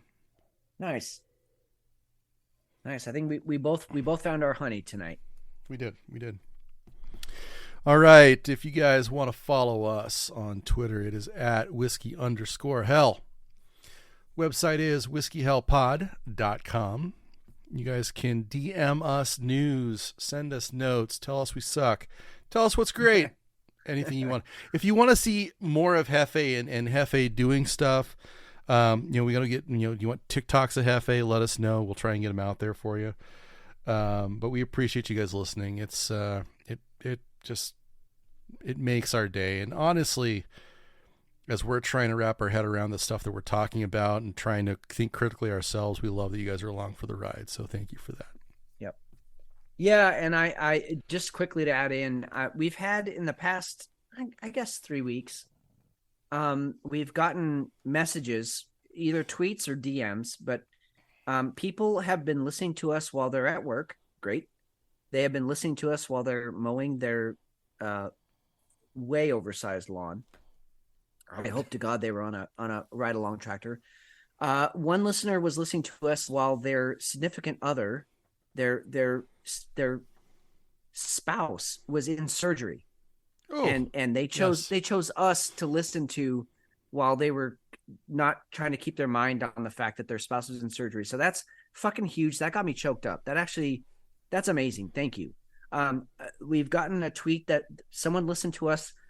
They had a long road trip and listened to not only that current week's show, but they liked it so much that they went back and listened to the previous week's show. So that's fucking rad. And then I got a message that somebody had a surprise day off. They were supposed to go in and they're a waitress. She was supposed to go in. Boss called and said, "You don't have to come in. We're overstaffed and there's not a lot of business. Just go ahead and stay home for the day." So she went out to the pool and cracked open a beer and just fell asleep listening to us bullshit about the news. Those awesome. Those stories, that's goddamn, that is why we do this show. And thank you so much, not only for listening, but also for sharing those stories with us, because that's just awesome. That's what we love. So keep sharing the stories of when you listen to us and why, and we'll keep doing what we do. So we love every one of you. Truly, we love every one of you, and keep listening. Spread it. Have your cousins, your friends, your families, your neighbors, at least have them listen once. And if they don't like us, that's okay. But they got to give us a try. I'm Steve McShane. I'm Fitz. We'll talk to you soon.